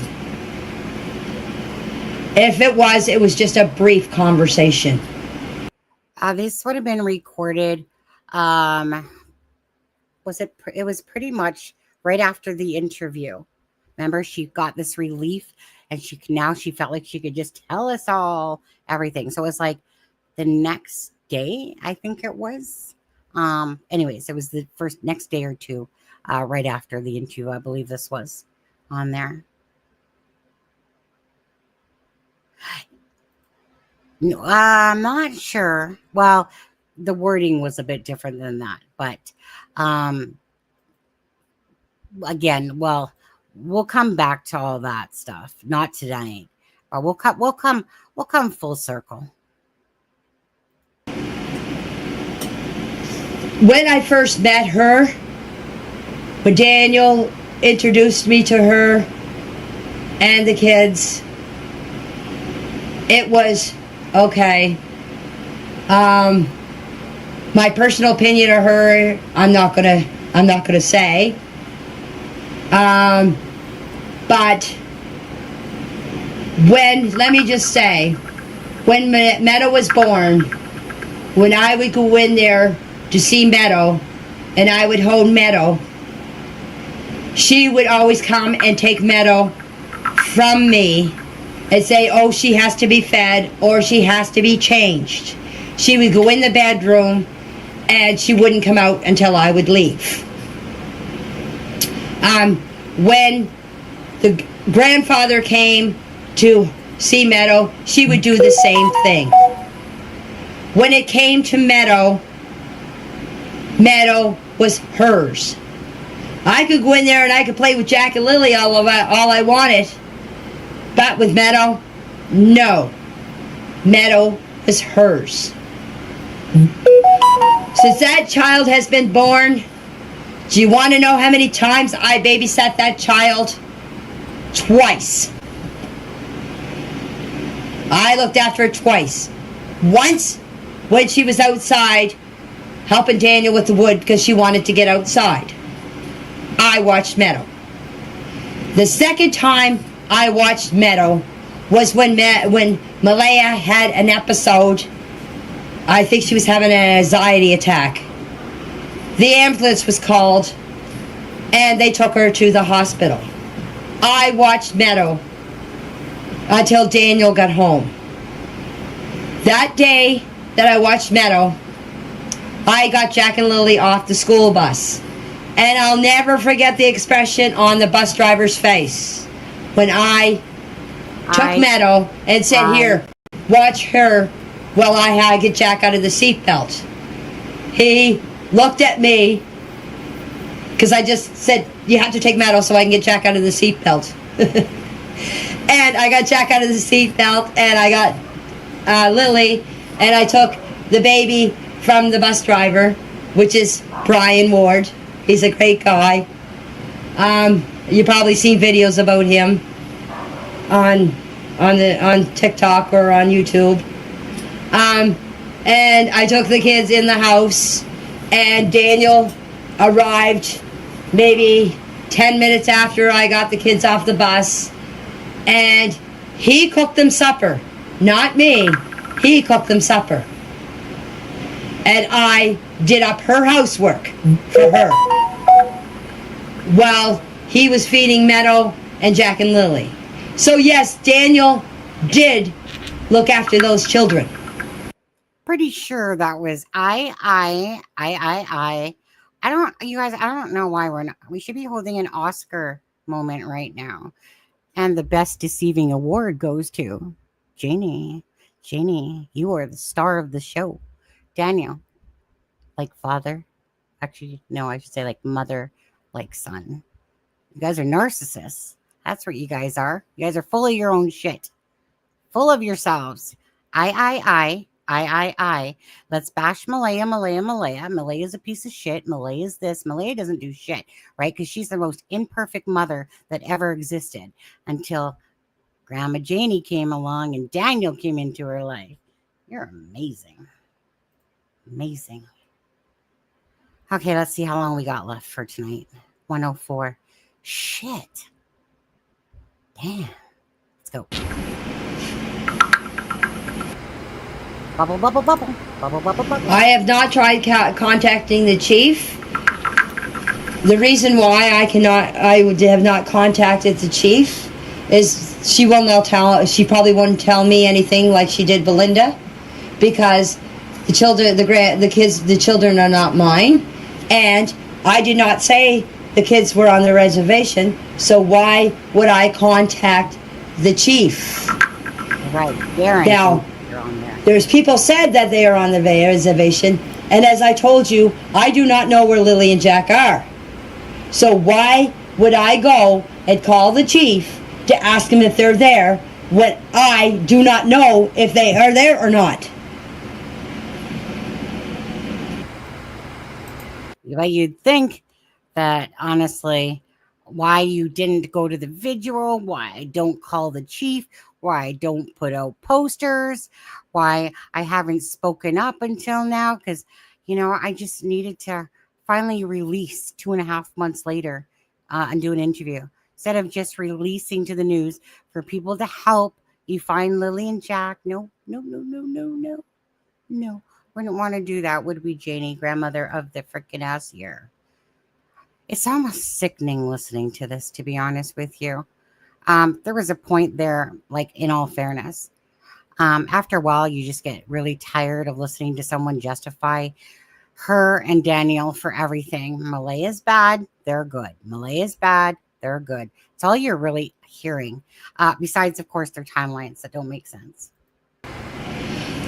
If you don't mind, I would like to just stay like this because I can have a chance to answer your questions, because if all these guys keep throwing questions at me, I'm going to read them, and then I'm just going to get all confused because I'm going to get one question in with another question, and that's just going to screw everything up. If you guys don't want any questions asked this way, that's fine. I'll stop talking. I get all the time in the world. It's not like I have a life anymore. She doesn't have a life. What about Jack and Lily? God, there can't be that many more questions for you guys to ask me. I told you everything that I know. Like, I mean, do you want me to tell you what color the sky is today? Like, how much more can I answer? Like, how many more questions? No, actually, we don't want you to tell us what color the sky is. We just want to know what happened to Jack and Lily. And we just want you to be truthful. And we just want you to quit talking about how you, yourself, and I keep doing everything. And isn't she, like, I know, like, listening to her, eh? Like, 2 children are missing. And she cares more about bragging about what her and her son have done, even though they haven't done, well, Daniel, I can't say that, right? Because obviously he puts himself out there for whatever purpose of using the media, blah, blah, blah, blah, blah. Janie, you got no room to talk, grandmother of the year. Like, shit. You guys understand, right? You guys got to listen to this for 2 hours and 37 minutes of listening to someone just go on about why she's not doing anything for Jack and Lily, besides claiming with 0 pictures of them how much she cares, and she puts herself, and she would never want to be a child in their shoes. No, not at all. Oh, it's ridiculous. Is there? God, I answered more questions than they did in my interview. I have no idea where to search. The only thing I can say is keep the flyers going. All this place has been searched. It's been turned upside down, inside out. There's nothing more they can do here. Like, they even checked the septic tank. They checked the well. They checked everywhere. They checked under my tray, under the... So again, The bubbles that you're hearing is going to be, chances are, Daniel sitting beside her, messaging his mother about certain answers of what to say. Now, that's speculation, but Janie has an iPhone. Janie's talking on the mic. You ain't hearing bubbles coming from the chat, okay? Those things were put in questions. There was no all these people typing. Again, Charmaine, myself, and Kent tested this out. Whenever we listened to our own recordings, we heard no bubbles. The only time we heard bubbles was from a Samsung phone, that we would hear the little blah, blah, blah, blah, blah, blah, blah, going on. Now, I'm just saying that she does make reference Daniel. So all I'm seeing here myself is Daniel messaging his mother as she's sitting beside her and basically giving her answers to some of the questions that are popping up. That's how I'm seeing this myself. And that's why you're not getting a fluid response from somebody. The trailer, they had a drone under there. They checked here. They checked everywhere. There's no other place that they could search here. The kids are not here. The only search that you could search is out there in the world. I felt comfortable answering your guys' questions because nobody was coming to me all at one time. And as I said, I have nothing to hide. I did my interview. I'm free speech now. As I said, I felt comfortable doing my interview. Everything I'm telling you is what's on my interview. Only I am showing you what happened and where it happened. That's the only difference of me talking to you guys now. As I said, when I gave my interview, I felt this great relief off of my chest because I actually had someone that was willing to listen to me and not judge me. So, and you guys are not judging me right now. You probably will after I get off here. But I have nothing to hide. I had nothing to hide. I would have come out sooner. But the thing is the investigator said, even told Daniel to stay out of the press, stay off of the YouTube talks, stay off the TikToks, stay off of Facebook, because it would hurt their investigation. I am so tired of this investigation shit. I told them this 2 months ago. And yet, we had one report from the RCMP of what they have done. It's been a month since we had an update on anything. So I just got it in my mind, it's time that I spoke out. And I did.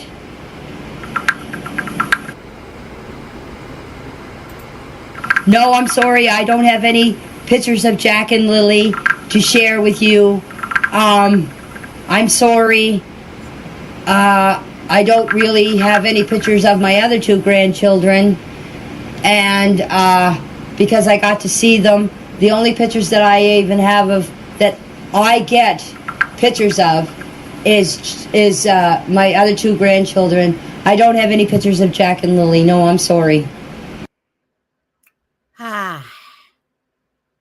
Grandmother of the Year. I can't imagine that the children are going on sled rides and a grandmother wouldn't want to take some of those cute pictures because you love them so much. Doesn't this just go with the crap BS about, Malehya did say that you don't treat the children the same, but you want to act like you're the grandmother of the year for these 2 children, and yet you don't hold a picture of them. What grandmother doesn't have a picture of her grandchildren at all? But you don't need them. Don't need them. You see them every day, right? Moments captured on camera. You don't need those. You got them right here, Janie. All of them. Yeah, they lived there for almost 2 years about, actually. Anyways, a little bit longer, 109. Okay, we're getting there. Obviously, my husband didn't hear me when I yelled his name saying, "Husband, bring me a drink. I'm friggin' hot." Anyways, I'll play it. I got to see them every day. Every day. So,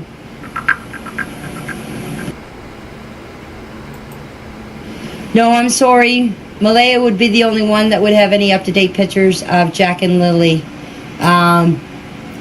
The ones that are on the flyers right now, let me have a look, are actually the up-to-date photos of Jack and Lily, because Jack and Lily just get their hair cut not long before that. So the pictures on the photo, on the flyers, are up-to-date pictures. Yes, my RV was searched twice on Friday and Sunday morning. As I said in my interview, I might have said Monday morning, but it was Sunday morning. On Friday, I had search and rescue check my trailer. The reason why is this Officer Mason was going to come into my trailer, and I said, there's a dog in there. And she said to me, if you interfere in our investigation, I will have you removed from the premises. That's all I was saying to her, is there was a dog in there. And the reason why I said that is my dog, this is his property. And as I said, if my brothers or my family come and they knock before they come in here. My dog is not a vicious dog, but it is his property. He knows people that come here. He did not know Officer Mason. And the reason why I said there was a dog in there is so she would not open the door and something happened. So after that incident happened, I got search and rescue. I think his name was Rick, to come. Him and 3 searchers came and searched this trailer. And then I heard afterwards that Malehya let people in here to search the trailer. So this trailer was searched twice on Friday.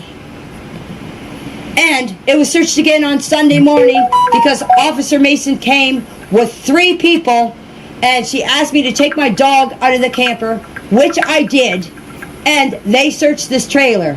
And as I said, they even looked in my washer spinner. So yes, this trailer RV was searched. And as I said about the cupboard, I have no cupboards in my trailer because I renovated it. And if they searched my trailer, if I did have a cupboard in here, they would have searched it. So there is no drugs, there is no guns, there is no sex toys of any kind in any cupboard.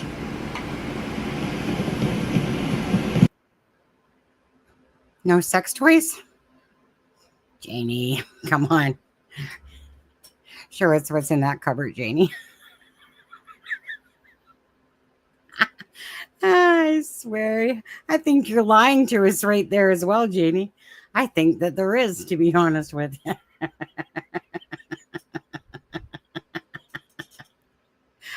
Janie, you ain't fooling us. Oh my goodness.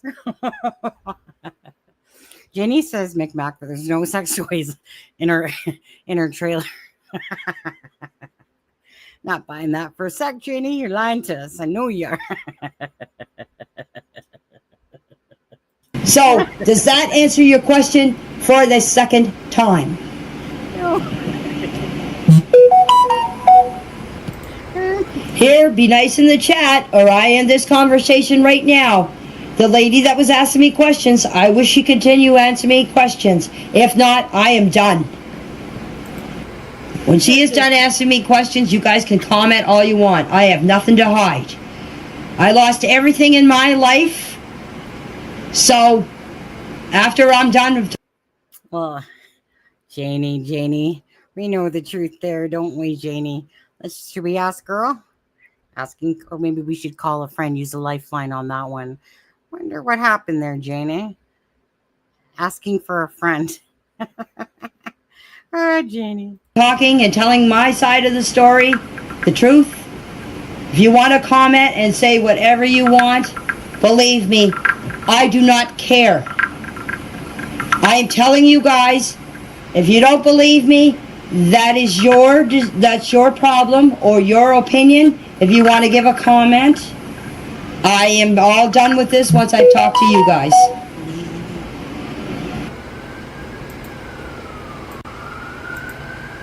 Victor, one from you. No, I thought everything was going well with Daniel and Daniel and Malehya. I have never seen them fight.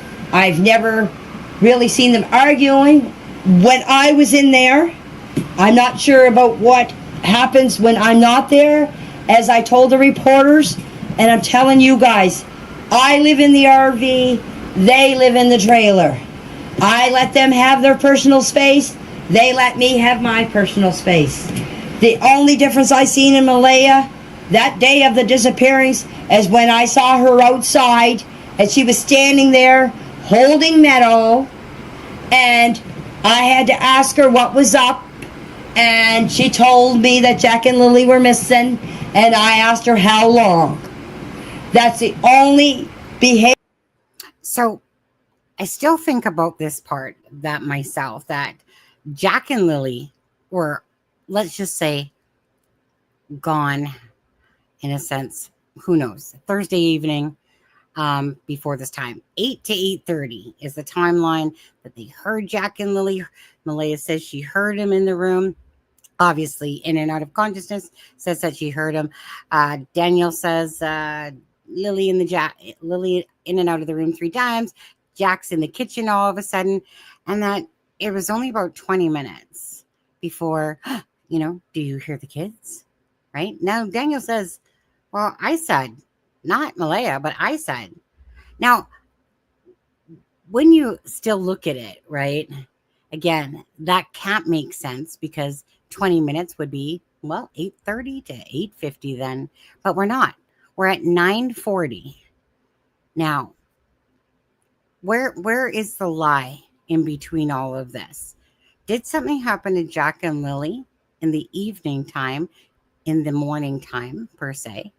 Or did something happen to Jack and Lily during this mystical time that seems to be missing, that they can't seem to get down pat that timeline for?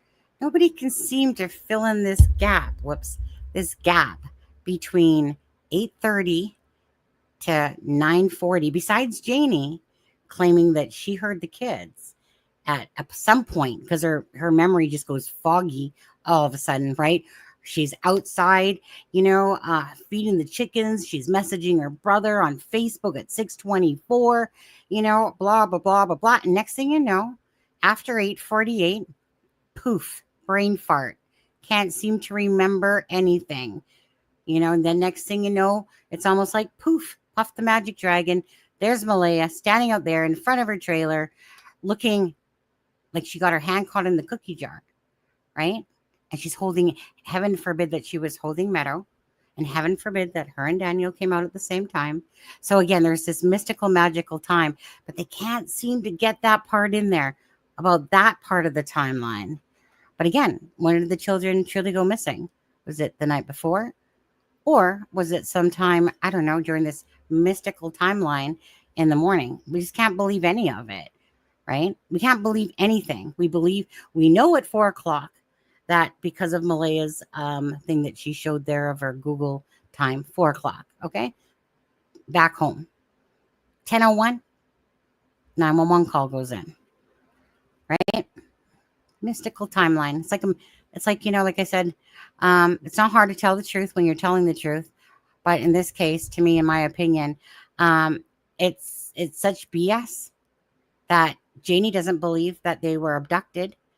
And of course, they didn't go out in the woods. So the only thing it leaves is the property that you guys are all on with you guys. Heaven forbid. Have no clue what happened to those children at all. Flew up in the air. Frickin' pointed their finger in a way that they went somehow. Behavior difference that I've seen in Malehya, except for this time that the altercation happened at the end of the driveway, which I have no knowledge about. I didn't listen to what. Okay, I'll go back over that. Okay, Mike, if you're here and listening, I'm not sure. Holy shit, that's a big bug. At least it's not a bee. But anyways, I'm going to go back over this again because Kent had asked Daniel about the timeline before. Again, take it with whatever you will, but it's what Daniel told Kent when he had asked. Now, thank you again, Daniel, regardless, any information, whether or not people believe it or not, is still you given a timeline, right? Again, if it's bullshit, it's bullshit. If it's true, it's true. So let me just go back to that part again. So Kent had asked Daniel a couple of things. One of the things was about dogs, if there was any dogs in the trailer.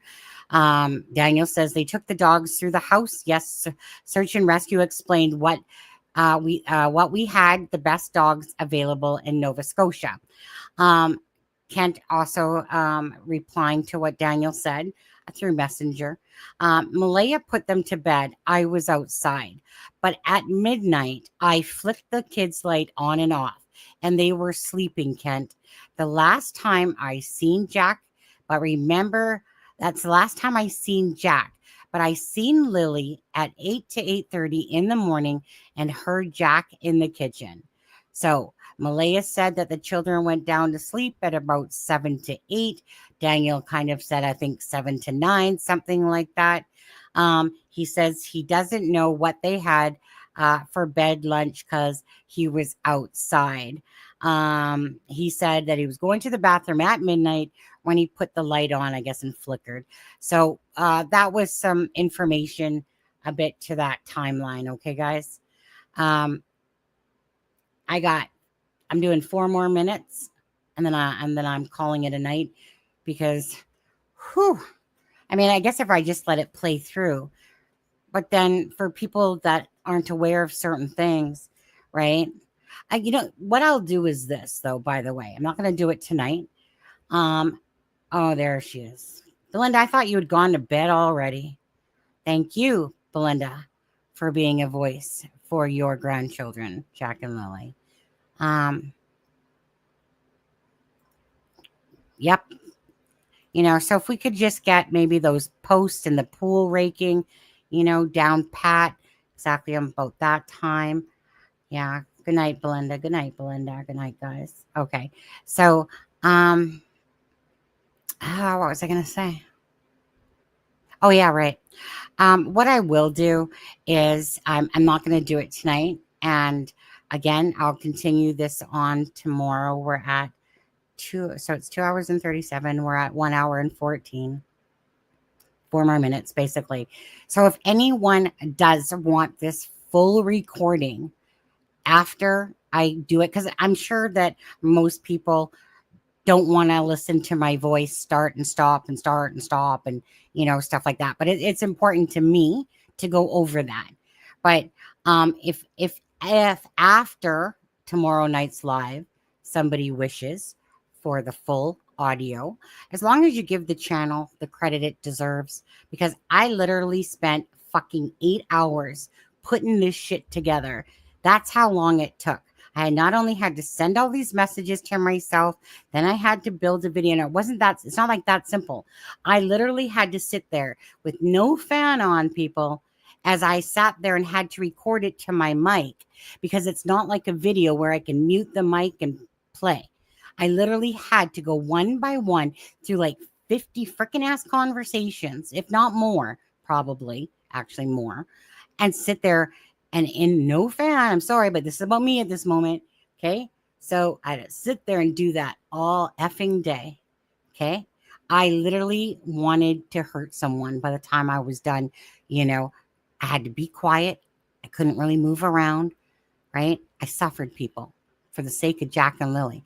So if anyone wants this after tomorrow night, once I play the rest, I will do so. But you have to keep your word. And you have to give credit to the channel. That's all I'm asking. Okay.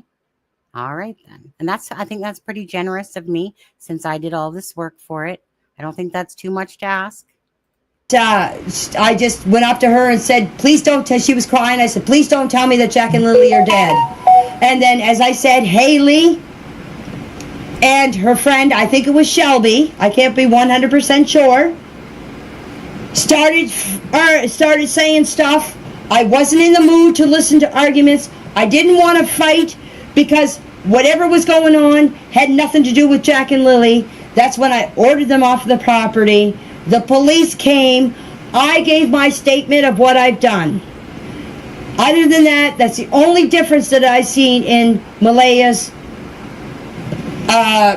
whatever you call it, the personality or what.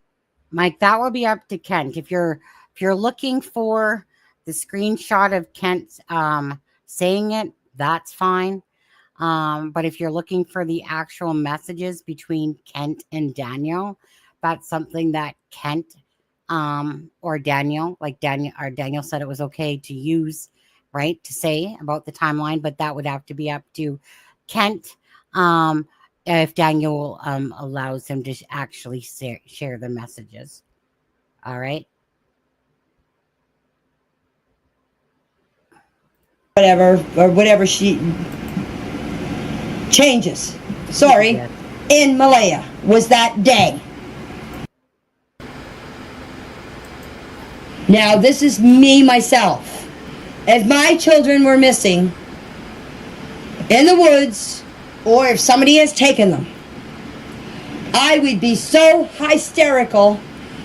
I would be running around, screaming and hollering, looking everywhere, crying, just like a normal person would be, that a mother.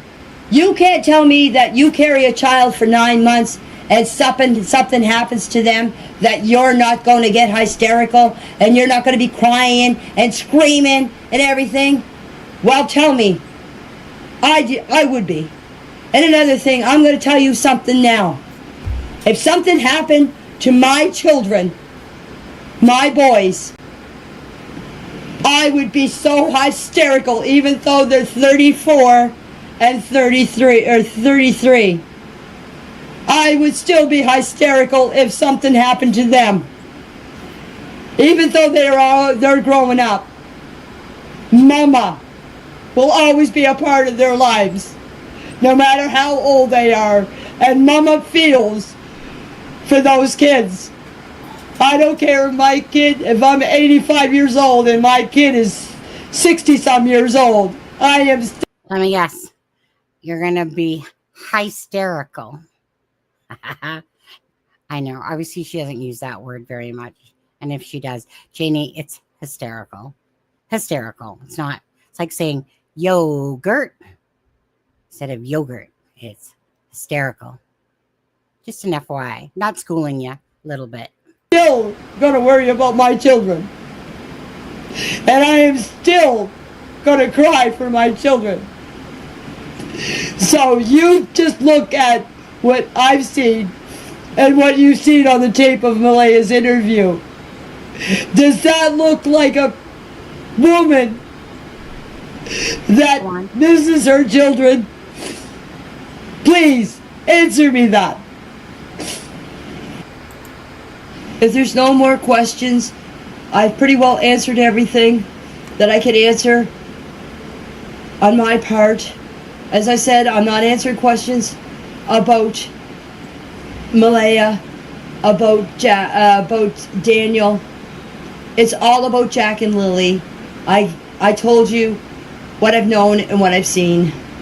Jack and Lily. I hope it helps you guys, ease your guys' minds. And I thank you guys for letting me talk to you and for not judging me for when I'm talking to you. And thank you to whoever was answering the questions. I appreciate you volunteering to do that and making it easy for me to answer questions. And I hope you keep praying for Jack and Lily. And I hope they come home soon. And when I go on again, if there's some questions that you guys have not answered and I see them, I will answer your questions. So thank you for taking the time and listening to me. I think, to be honest with you, again, in my personal opinion, I think that's the biggest thing here myself, is just the amount of time that, prison time, jail time. I think that that's why the truth isn't being told here myself. because I've said this before. Let's see. Do you lie and BS and perhaps hope you don't get caught? Or do you think about the fact that this little girl, Meadow, that if they spend tons of years behind bar cells, well, what are you going to do? If you know that you perhaps did something to the children, are you going to lie? Or are you going to sit there and make up shit? Make up timelines that don't make sense. Make up crap that doesn't make sense. Act like the children are being hidden and hiding somewhere on some reservation or far out in frickin' the Gulf of Mexico, California. And I'm sorry, but Susan, you're hidden in the fog. The guy that you had on for a reader, you lost me when the person said that they're frickin' in California or Mexico and shit like that. In fact, you lost me totally listening to that guy who had so much opportunity to look up this case. And it was amazing how many similarities were kind of trying to come out of that person. Now, I don't know the person. I just call bullshit. Sounded like a bunch of crock shit, but I listened to it. Only for entertainment value, to be honest, is seeing if there's something. Now, I do. I'm not even going to bring up her, to be honest, because she's not a very nice person. So she's the one that had, Haley and that, but, whatever. She wasn't a nice person. And she can do things her way, and that's fine. And whatever. I just know that I blocked her when she tried, trashing. Well, I mean, it makes it look good now, I guess, to her probably. But anyways, I just don't do people that are got no care so much about other people. They just do things. Doesn't matter who they're trying to hurt or whatever. Anyways, I'm not going to even talk about her besides the fact of she had that psychic on. They paid for a psychic. And you could tell actually by, I think, Susan's answer that even she thought that he was out in fucking left field, to be honest with you. Because the one person that she was with, whoever that was, she was just like, oh, wow, that was amazing. And then it's like, well, what do you think, Susan? And she's like, I don't really actually know what to think at this point. Why? Because it was like fucking someone going out into left field. That Jack was just dumped off. Yeah, no, wait, Jack Lily. No. I think it was Jack. Jack was purposely, driven way out into the woods for him to find himself and Lily. Oh my fucking God. But anyways, but I did say to Belinda, I did give her Donna Serafina. I did give her email address because Donna Serafina will do readings for free for family if they are asked by family. So I did give Belinda that. So I really, truly hope she reaches out to Donna, because if there's anyone that I do put more trust into, there's a few of them. But Donna Serafina is someone that I know myself from the Lori Vallow case. It was crazy, just crazy accurate. And this was well before the children were found. But her details were so crazy that I know that to be true. And I know that there's not this, that she could have concocted this and whatever. Her reading on the Vallow case was well into like the beginning of the year. And the children weren't found till that year, but in September. And the accuracy of that case. And I know of Donna Serafina and Sweetie Pie Lowe from Suzanne Morphew's case as well. But I'll never forget the Lori Vallow case. It was just uncanny, the accuracy. So if there's anyone that I'm going to call to the table, it would be Donna Serafina, Reverend Donna Serafina. And most of you guys know of that name. I've showed it in the videos about the star and different things like that. Okay, you guys, I'm going to call it a night. We are at 1 hour and 18 minutes tomorrow. Well, it depends what I hear, to be honest with you. I'm not going to lie. Depends what I hear. But again, after I've done tomorrow night's live, If somebody wants to, if the people want to email me and say, hey, Sonny, send me, it comes through Google Drive, but send me the full 2 hours and 37 minutes. I will do that. Okay. Without you having to hear my voice throughout it and just be able to listen properly to certain spots that you might want to hear. Okay, guys. So anyways, thank you guys so much for your love and support for Jack and Lily. You know, Janie, I know you don't like me and I don't really care. Sorry if you think I'm being harsh on you, but at this point, it's ridiculous that the truth cannot seem to come out. You know, if you guys ever just want to give an actual straight timeline with no BS and actually make it seem like you truly care about Jack and Lily, don't blame me for being a mother that cares about children or a grandmother. Don't blame Belinda. Don't sit there and take everything and blame Malehya for everything, right? There's 3 people on the property. Malehya and Daniel were in charge of Jack and Lily. You said that they weren't abducted or didn't go in the woods. So that leaves one spot. That something happened to them on that property. That there's no other option besides an alien ship hovering over. Maybe a drone, you know, had claws on it and went, you know what, taking you kids, right? So don't be mad at me. Be mad at yourselves. Be angry at yourselves for how you guys have turned this into a circus act. Don't be mad at us because we care about Jack and Lily and would like answers. So with that being said, you guys, biggest hugs. Thank you guys so much. If you haven't hit the like and share, please do. Appreciate you guys being in here tonight. And again, tomorrow, again, it will be subs only. Again, if people want to sub up to the channel, then they can come in here and chat. If they don't want to, then it's going to still be subs only. Okay, guys? So take care. Be blessed. And yes, on the way out, I am going to play Jack and Lily's awareness video. It's a hard one to watch and stuff like that. But you know what? Again, it's the impact of Jack and Lily. 2 children that are actually children that are missing. And we don't know what happened to them. Are they alive? Are they dead?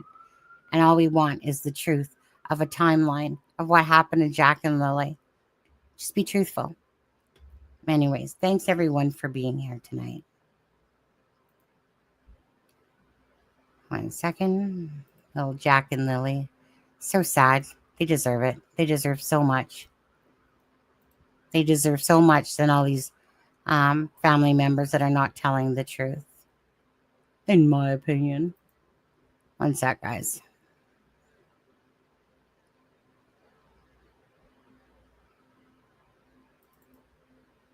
Sunny from It's a Crime and Shame. And someone had sent me this beautiful song called Come Home, Jack and Lily. And I wanted to do Belinda and I wanted to do Alana King and all you guys out there. This beautiful little video to attach to it. Thank you so much for the person who wrote the poem. Thank you for fighting for Jack and Lily's army. Please hit the like and the share. Thank you so much.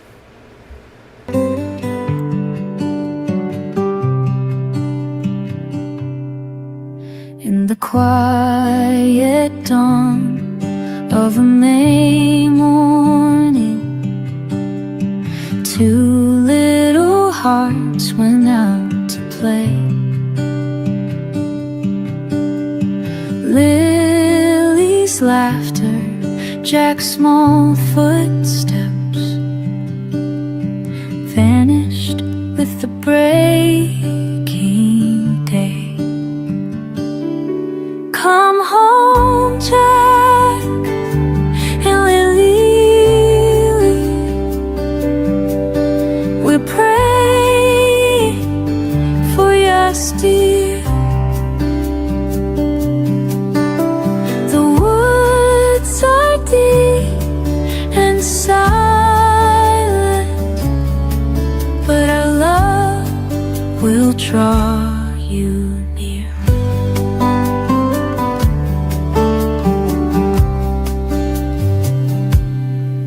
Through forest paths and endless trees, searchers called your names aloud.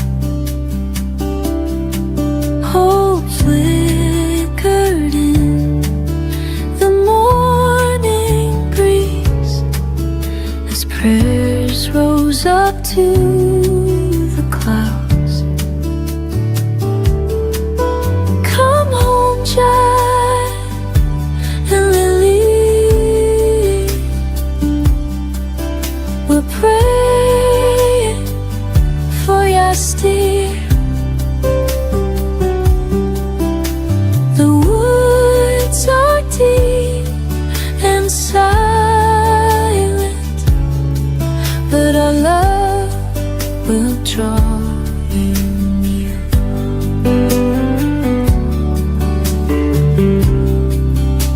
The sun sets over Pictou County. Stars shine with gentle grace. The community holds a vigil, longing for your embrace. Come home, Jack and Lily. We're praying for your steer.